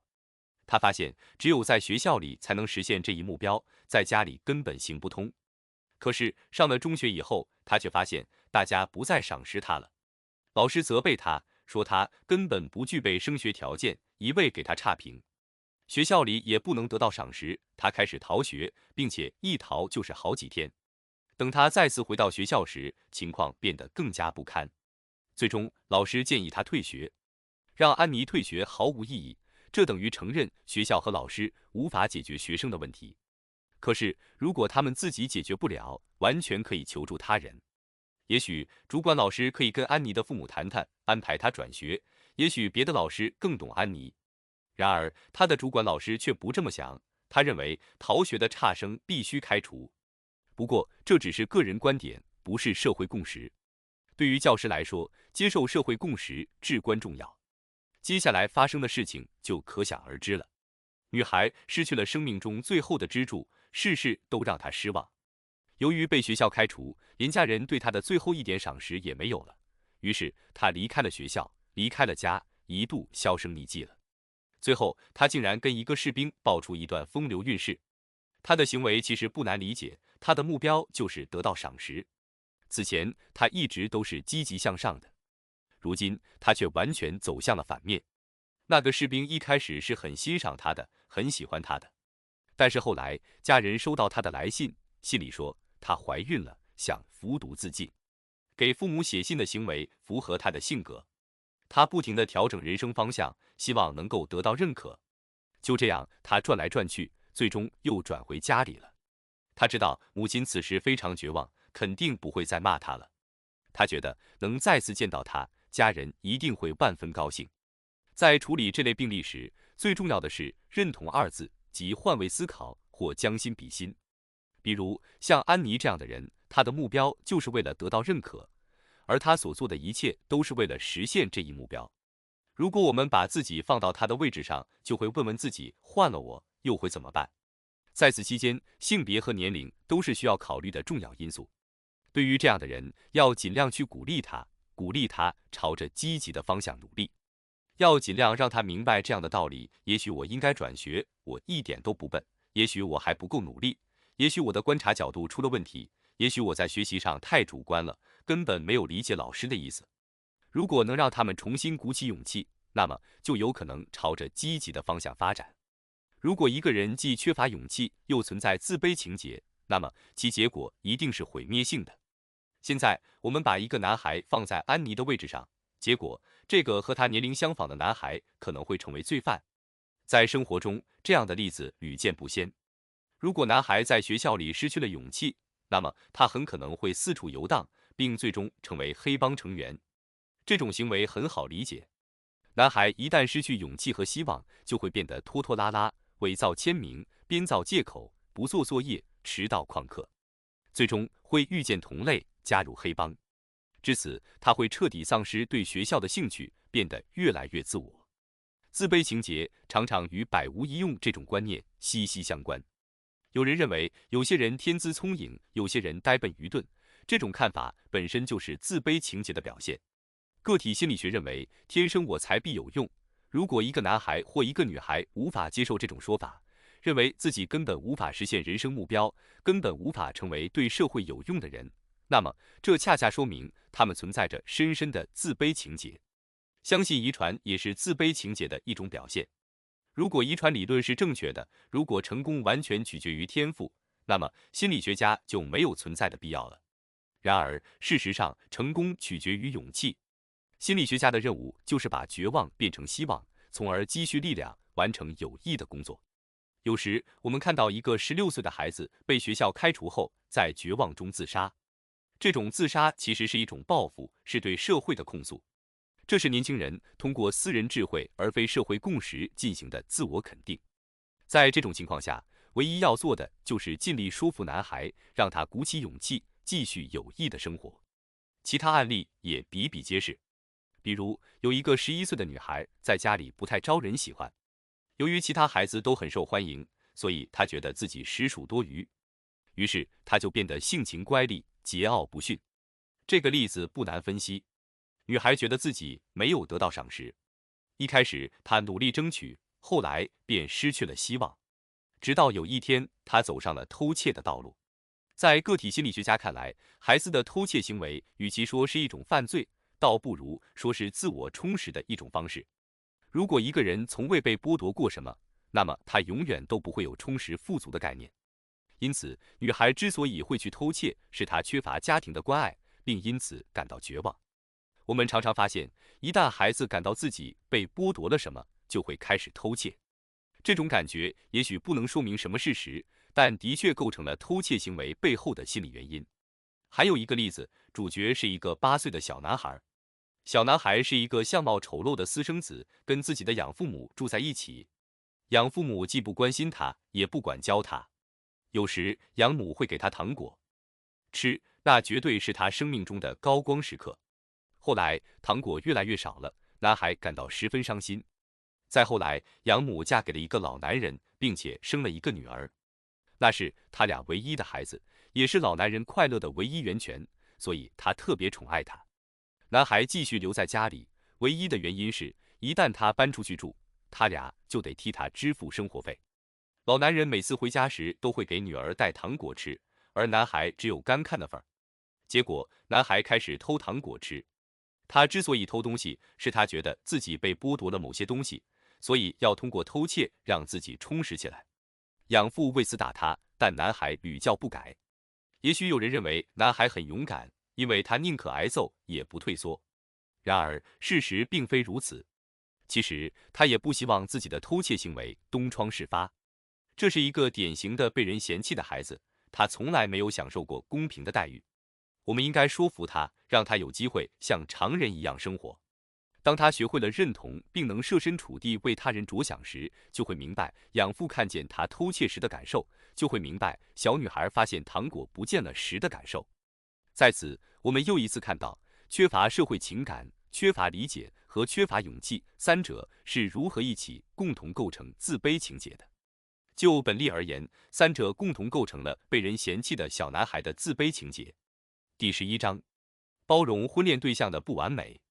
面对爱情和婚姻大事，首先要做一个正常人，一个能够很好适应社会的人。同时，无论是童年时期还是成年时期，都要针对性本能进行一定的训练，其目的是确保个体在婚姻和家庭中能得到本能的正常满足。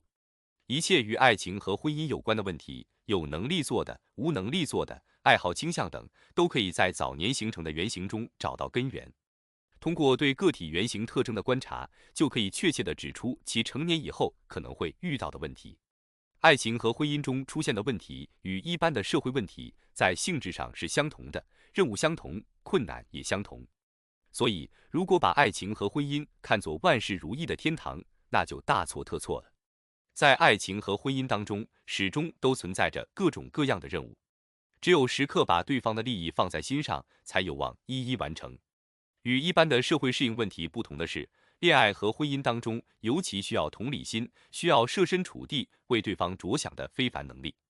如今，很少有人为婚姻生活做好了充分的心理准备，这是因为他们从来不会用对方的眼光去看待问题，不会用对方的耳朵去倾听，也不会用对方的心灵去感受。在前面的章节中，我们着重讨论了只关心自己不关心他人的问题儿童。我们不能指望这类儿童随着生理成熟一夜之间改变自己的性格，正如他们难以适应社会一样，他们在恋爱和婚姻面前同样是惊慌失措、狼狈不堪。社会兴趣的培养是一个非常缓慢的过程，只有那些从小接受过这方面训练、始终积极向上的人，才有可能真正具有社会情感。因此，要判断一个人是否为婚恋生活做好了准备，并非难事，只需观察他对积极生活的态度就够了。积极向上的人往往勇气十足、自信满满，他敢于面对困难，积极寻求答案。他有同道，有朋友，与邻居关系融洽。不具备这些特征的人不值得信任，他们在恋爱和婚姻问题上也不可能成竹在胸。另外，如果一个人有一份正当的工作，并且一切进展顺利，那么他很可能已经具备了结婚的条件。我们可以通过一些细节加以判断。细节的重要之处在于，它可以告诉我们一个人是否具有社会兴趣。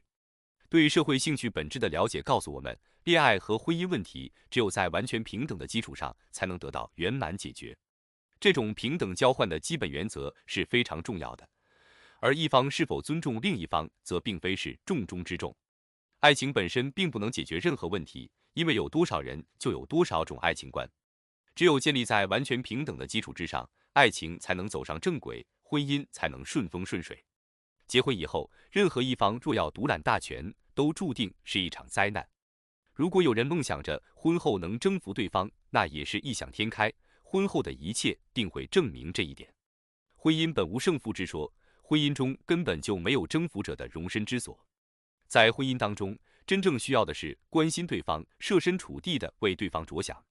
现在我们来谈一下，要想结婚，究竟需要去做哪些特别的准备？这涉及与性本能相关的社会情感的培养。事实上，我们知道，每个人从童年开始，心里都装着一个理想异性的形象。对于男孩来说，这个理想异性的原型很可能就是自己的母亲。所以，长大以后，他往往会娶类似的女性为妻。有时，男孩与母亲之间可能存在一种令人不快的紧张关系。在这种情况下，他极有可能选择与母亲相反类型的女性。男孩与母亲之间的紧密关系会直接影响其日后选择妻子的标准。这一点可以从很多细节中观察出来，比如眼睛、体型、发色等。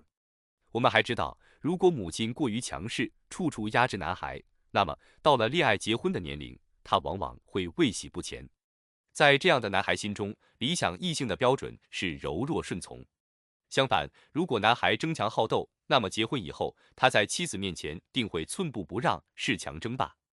由此可以看到，童年时期的种种迹象是如何在婚恋问题面前得到进一步强化的。不难想象，一个自卑情结很严重的人在两性问题上会有怎样的表现。也许他会因自身的软弱和自卑而四处寻求支持。他的理想异性往往都打上了慈母的烙印。有时为了弥补内心的自卑，他也许会反其道而行之，在爱情中变得傲慢无礼、咄咄逼人。同样，如果他缺乏勇气，便会觉得自己处处受限。此时，他极有可能选择一个争强斗狠的女孩。这样，如果在激战中胜出，就会觉得面子上更有光彩。无论男性还是女性，都不可能通过这种方式取胜。利用两性关系来满足自己的自卑情结或优越情结是十分愚蠢的，也是十分荒唐的。但是这种情况在现实生活当中屡见不鲜。仔细观察就会发现，很多人不是在寻找配偶，而是在寻找牺牲品。他们并不明白，两性关系不能被当作自私自利的手段。如果一方想征服另一方，另一方必然会绝地反击。如此一来，两人携手生活，共浴爱河，变成了无稽之谈。有些人会利用两性关系来满足自己的某些情节。知道了这种心理之后，很多择偶方面的奇怪现象也就不难理解了。这就告诉我们，有些人之所以选择性情柔弱、得疾患病，或年龄较长的异性，使他们相信这样的选择会让事情变得更加简单。有时他们会选择已婚的异性，这说明他们根本就不想解决问题。有时他们同时跟2位异性恋爱，各种原因前面已经解释过了，一只羊也是赶，2只羊也是放。我们发现，一个自卑情节很严重的人会经常变换工作，拒绝正视问题，做事情常常半途而废。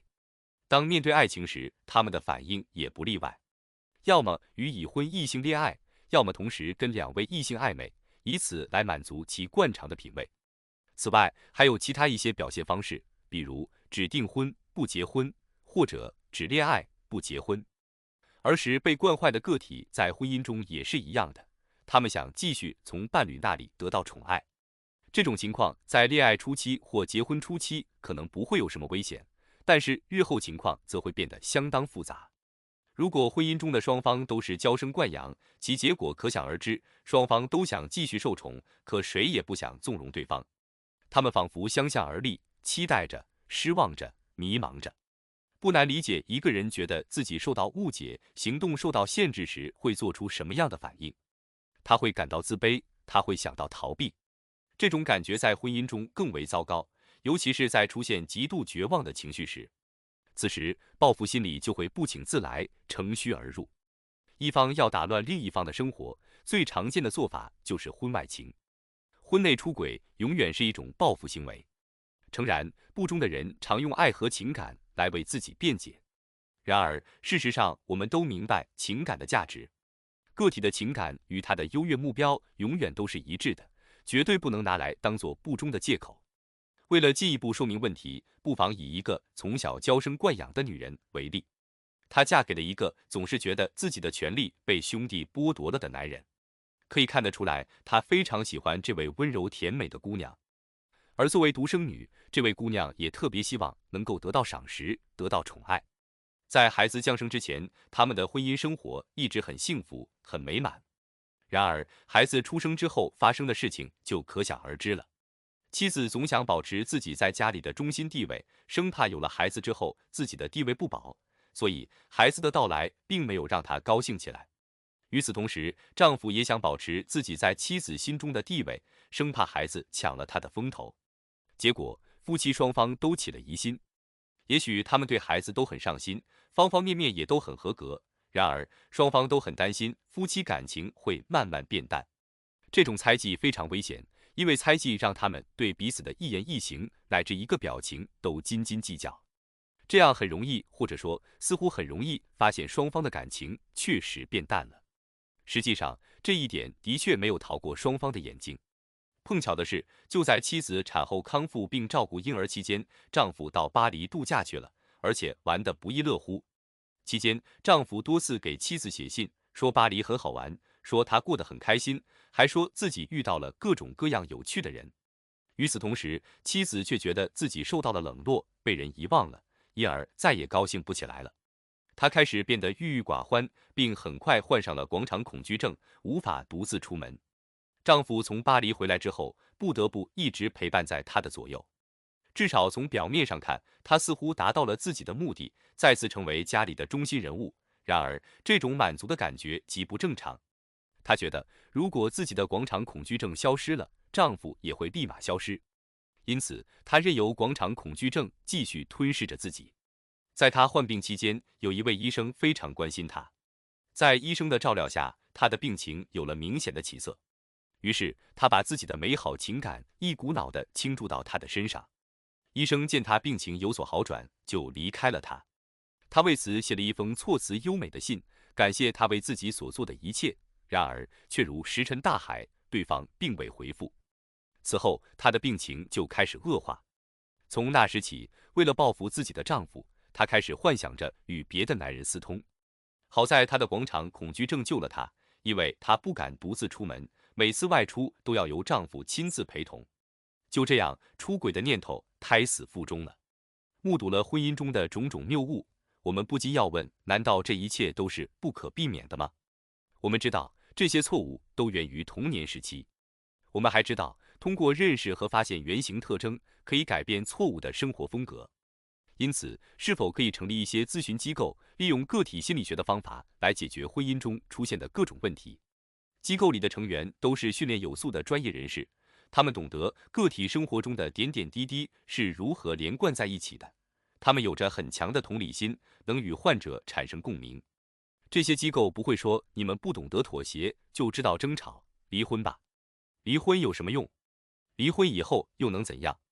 一般来说，离了婚的人都想再婚，并继续自己之前的生活风格。有些人反复离婚，又反复结婚，他们只是简单的重复着自己的错误。这样的人应该去机构咨询一下，看看自己的婚姻或恋爱关系有无成功的可能。至少离婚之前应该这样做。很多童年时期的小错误，直到婚前其影响才显现出来。因此，总有人觉得自己的希望会落空。有些孩子永远都不快乐，总是害怕自己会失望。这样的孩子要么觉得自己已经失宠，自己的位置将被替代，要么因为早年的某个经历变得迷信起来，生怕悲剧会再次上演。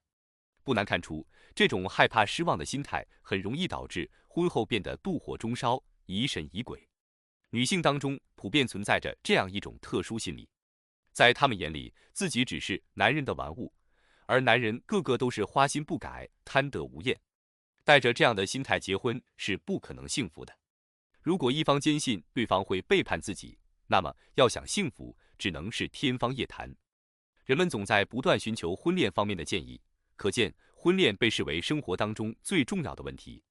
然而，从个体心理学的角度来看，恋爱婚姻固然重要，但并非是最重要的。个体心理学认为，生活中没有哪个问题比另一个问题更为重要。如果我们过于强调婚恋的重要性，那么就很有可能破坏生活的和谐性。人们之所以如此重视婚恋问题，也许是与其他问题不同，我们从来没有在这一方面接受过正规的指导。回想一下人生的三大问题，第一个问题是社交问题，它关系到我们与他人相处的艺术。从出生的第一天起，我们就开始学习如何与别人打交道。我们很早就学会了这些东西。就职业问题而言，我们有专业的培训课程，有专业的教师指导，还有专业的书籍可供参考。可是，指导婚恋的书籍又在哪里？当然，涉及婚恋方面书籍的确不少，文学作品里是断然少不了爱情故事的。可是，哪本书能告诉我们什么才是美满的婚姻？文化与文学是密不可分的，而文学作品关注的总是为情所困的男男女女，难怪人们在真实的婚姻面前会战战兢兢、谨小慎微了。这一点从有人类开始就一直是这样。翻开圣经，可以发现女性是麻烦的源头。打那以后，男女之间的爱情生活里，自始至终都充斥着危险。在这一点上，我们的教育无疑是过于死板了。与其让男孩女孩觉得自己是罪人，倒不如采取更为明智的方式，让女孩学会扮演好女性角色，让男孩学会扮演好男性角色。而且在此过程中，要让他们感到男女双方是平等的。当今女性普遍感到自卑，这一事实证明，在这方面我们的文化是失败的。如果读者诸君对此还半信半疑，那么请去看看女性的奋斗史吧。你会发现，她们总想超越他人。为此，他们付出了超出常人的汗水。此外，他们比男性更加自我。今后必须教育女性培养更多的社会兴趣，而不是只为自己不顾他人。为此，首先要破除男尊女卑的封建迷信思想。下面这个例子告诉我们，有些人在婚姻方面毫无心理准备。舞会上，一名男子正与一位漂亮的姑娘跳舞，姑娘是他的未婚妻。突然，男子的眼镜掉到了地上。为了捡起眼镜，他险些把姑娘推倒在地。这一幕让旁边的人大跌眼镜。一个朋友问道：“你这是干什么呀？”他回答说：“总不能让他踩碎我的眼镜吧？”可见这个年轻人根本就没有准备好结婚。事实上，那位姑娘最终确实没有嫁给他。后来，这名男子找到医生，说自己得了抑郁症。这很正常，这是自私自利的人常见的结果。有很多迹象可以考察一个人是否为婚姻做好了准备，因此，约会中无故迟到的人是不能相信的。无故迟到说明他内心还在犹豫，说明他并没有准备好去解决生活中的问题。如果夫妻中的一方总想教育另一方，或者批评另一方，这也是没有做好准备的表现。过于敏感同样也是不好的信号，因为这是自卑情节的表现。没有朋友的人或者不合群的人也不适合结婚。在职业选择上犹豫不决也不是什么好的迹象。悲观的人适应能力差，因为悲观意味着他缺乏面对生活的勇气。尽管上面列举了很多不受欢迎的人，但是找到命中注定的那个人，或者说选择一个合适的对象，并没有那么困难。我们不能期待不思进取变成了顺理成章的事情。因此，有必要在此澄清一些科学观点。普通人对这些观点坚信不疑，然而他们并没有意识到，许多作者仅仅是给出了简单的结论，却没有对导致这些结果的性本能的抑制程度或者人为刺激进行讨论。性欲在生命初期就已经存在了。细心的护士或者父母都会发现，刚出生不久的婴儿就有一定的性冲动和性行为。不过，婴儿的这种性欲表现更多的是依赖于外部环境，其依赖超出一般人的想象。所以，当孩子出现这种行为时，父母应设法分散他的注意力。然而，通常他们的方法根本不起作用，或者根本就没有什么正确的方法。如果孩子在生命初期没有了解性器官的正常功能，那么日后自然会对性行为产生更大的兴趣。类似的倾向也出现在其他器官上。但是如果问题发现的较早，就可以及时对孩子的行为进行纠正。总的来说，童年时期的性表达是很正常的，因此不必因为孩子出现了某些性行为就大惊小怪。毕竟两性的最终目的都是与异性结合，所以我们的策略就是密切关注，耐心等待。这就要求父母能微察秋毫，确保孩子的性表达没有偏离方向。人们往往把童年时期自我训练的结果归结为遗传缺陷，有时甚至把自我训练本身也视为遗传特征。因此，如果孩子对同性的兴趣高于异性，也会被视为先天缺陷。但事实上，这种缺陷是日积月累的结果。有时，孩子或者成人会出现性变态的迹象，人们同样也把它视为遗传问题。如果真是这样，人们为什么还要坚持自我训练？为什么还要做梦，并在梦里演练自己的行为呢？有人会在某个时间停止自我训练，这一事实可以用个体心理学来解释。比如，有些人害怕失败，那是因为他们有自卑情节。有时他们会刻苦努力，最终自卑情节变成了优越情节。在这种情况下，往往会出现一些夸张行为，比如对性欲的过度强调。事实上，这类人的性欲或许真的比常人要强。上述行为尤其容易受到环境的影响。我们知道，图片、小说、电影或者某些亲朋好友都常常把性驱力放在十分突出的位置。在当今这个时代，一切的一切都旨在增强人们对性的兴趣。然而，在向人们指出这一事实的同时，绝不能轻视性这一生理机能的重要性，绝不能轻视其在恋爱、婚姻乃至人类繁衍方面所发挥的重要作用。父母在照料孩子时，最应该防范的是对性倾向的夸大。事实上，母亲对孩子最初出现的性冲动往往过于关注，使孩子过高地估计了性的重要性。此时，母亲会自乱阵脚，时刻守在孩子身旁，在他耳边絮絮叨叨，甚至会因此去惩罚孩子。然而，我们都知道，孩子都希望成为关注的焦点，于是他们常常重复着同一个行为，希望通过挨骂而得到关注。所以，父母在孩子面前最好不要过于强调这个问题，把它当成一个普通问题来处理就行了。只要不让孩子看出你非常在乎这个问题，事情就好办多了。有时，某些传统行为也会给孩子造成不良影响。比如，母亲很爱自己的孩子，她会通过亲吻、拥抱等方式表现出来。这种行为应该适可而止，尽管很多母亲坚称自己并非刻意为之。事实上，这些行为并不能代表母爱，相反，这几乎就是对待敌人的方法。一个娇生惯养的孩子在性方面是很难健康成长的。应当指出，很多医生和心理学家都认为，性欲的发展不仅是整个心理发展的基础，也是整个生理发展的基础。在这一方面，本书作者不敢苟同。我认为，性欲的形成与发展都依赖于人的个性及生活风格和原型。比如，如果我们知道一个孩子以某种方式来表达自己的性欲，而另一个孩子却想方设法压抑自己的性欲，那么不难预测这两个孩子成年之后的发展状况。如果我们知道某个孩子总想博人眼球，总想征服别人，那么可以得知他会通过培养性欲的方式来达到上述目的。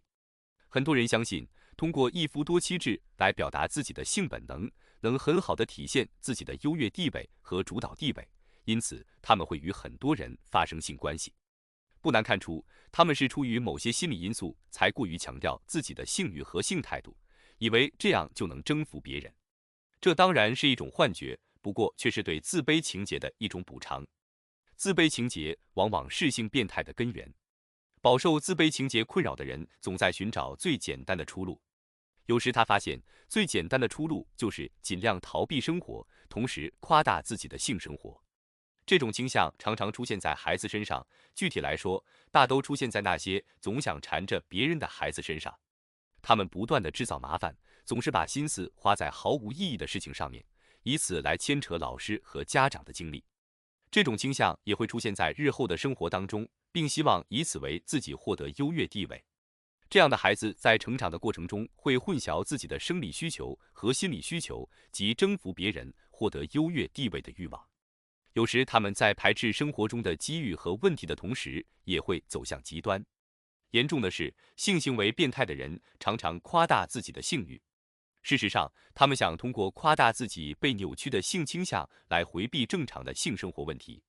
只有了解了他们的生活风格，才有可能明白这一切。有些人渴望得到异性的青睐，却总觉得自己魅力不够。他们在异性问题上表现出来的这种自卑情节，可以追溯到童年时期。比如，如果发现自己的姐妹或者母亲的言谈举止比自己更有魅力，他们就会觉得自己永远都不可能吸引女性的目光。这样的人或许非常崇拜异性，会刻意模仿异性的一举一动。因此，生活中有些男性的一言一行非常女性化，有些女性的一坐一起非常男性化。有这样一个案例，很好地说明了我们之前讨论的这种倾向的形成过程。患者被指控是虐待狂，犯有虐待儿童罪。通过了解他的成长经历，我们得知他的母亲专横跋扈，总是不断地批评他。尽管如此，他在学校里的表现却非常出色。可是他母亲对他的表现从不满意，于是他想把母亲排除在自己的家庭情感之外。他不再关心他，而是整天跟父亲腻在一起，对他非常依恋。不难想象，在这个男孩的眼中，所有女性都疾言厉色、吹毛求疵，跟他们接触绝无乐趣可言。因此，若非万不得已，他对他们一定会敬而远之。就这样，他开始排斥女性。这样的人在现实生活中并不陌生。害怕时，他会感到性兴奋。他成天焦虑不安，内心饱受折磨，因而总在寻找安全的避风港。到头来，他会惩罚、折磨自己。不管是看到小孩受折磨，还是幻想着自己或者他人受折磨，他都会感到异常兴奋。由于他属于上面描述的这种类型，因此在亦真亦幻的煎熬中，他都会感到极强的性刺激，得到极大的性满足。这个案例充分说明了错误训练的可怕后果。这名男子向来不明白习惯之间是有联系的，或者说等他明白过来也为时已晚。当然，人到了25岁或者30岁才开始接受训练是非常困难的，正确的时机应该是在童年。然而，在童年时期，事情会因为与父母微妙的心理关系而变得非常复杂。令人奇怪的是，差劲的性训练会导致孩子与父母之间产生心理冲突。一个正值青春期且争强好斗的孩子，常常通过放纵私欲，故意伤害自己的父母。众所周知，无论是男孩还是女孩，在跟父母发生冲突之后，很容易与他人发生性关系。他们通过这种方式来报复父母，而且在得知父母在这方面极为敏感时，反而变本加厉。这也是那些争强好斗的孩子大都采用的反击方式。避免儿童使用这种战术的唯一方法，就是要让他们学会对自己负责，要让他们明白，这个问题不仅关系到父母的利益，也关系到自己的利益。除了体现在生活风格中的童年环境以外，一个国家的政治、经济状况同样会对性行为产生影响，继而形成一种极具感染力的社会风格。在日俄战争和第一次俄国革命失败之后，所有人都失去了信心和希望。众所周知，革命时期常常会出现夸大性欲的趋势。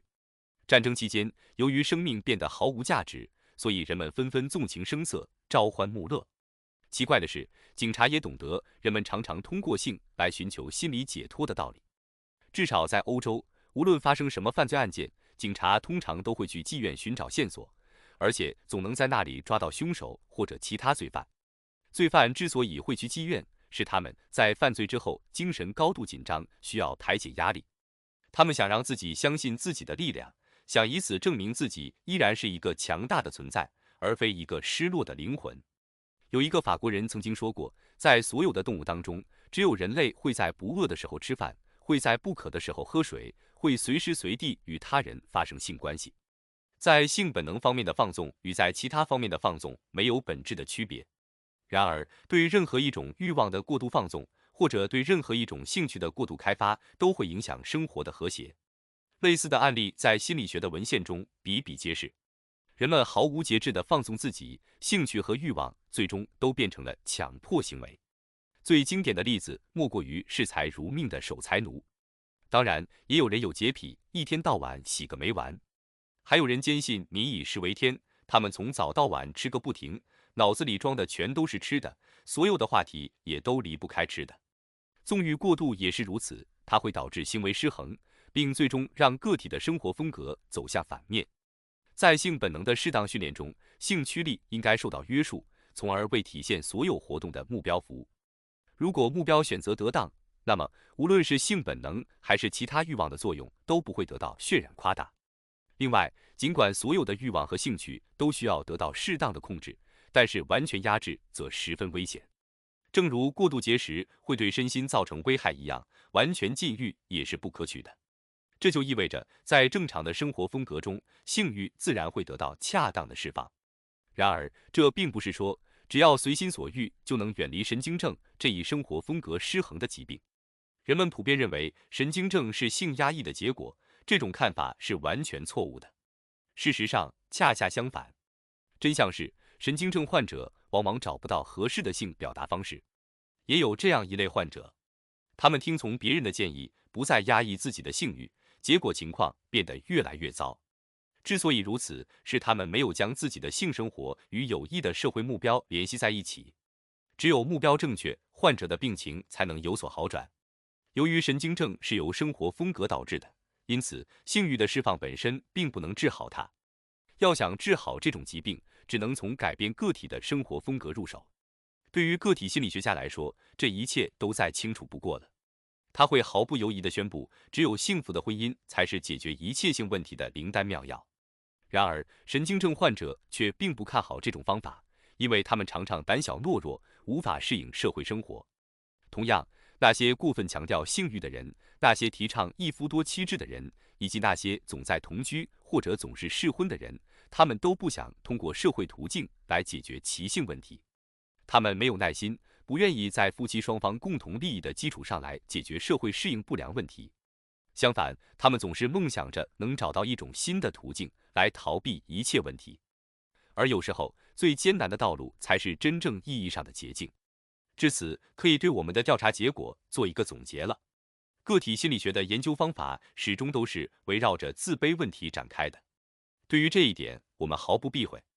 我们知道，一方面，自卑是人类不懈努力和取得成功的基础；另一方面，自卑又是一切心理问题的根源。如果个体无法找到一个恰当而具体的优越目标，自卑情节就会出现。自卑情节产生了逃避的欲望，而逃避的欲望又表现为优越情节。所谓优越情节，不过是一个有害无益、哗众取宠的人生目标，让个体在虚幻的成功中获得心理上的满足。这就是心理活动的动力机制。具体而言，心理活动过程中出现的错误有时更加有害。我们知道，生活风格中的种种倾向都是在童年时期4、5岁时形成的，是以原型的形式出现的。因此，健康的心理生活完全依赖于童年时期的正确引导。正如前面所言，童年引导最主要的目标就是培养儿童的社会兴趣，使其树立健康有益的人生目标。只有通过合理训练，培养儿童的社会适应能力，才能让普遍存在的自卑感得到有效控制，从而防止其发展成为自卑情节或者优越情节。社会适应问题是自卑情节的对立面。正是因为个体的自卑和软弱，人类才生活在社会里。因此，只有培养社会兴趣，学会与人合作，个体才能得到真正的救赎。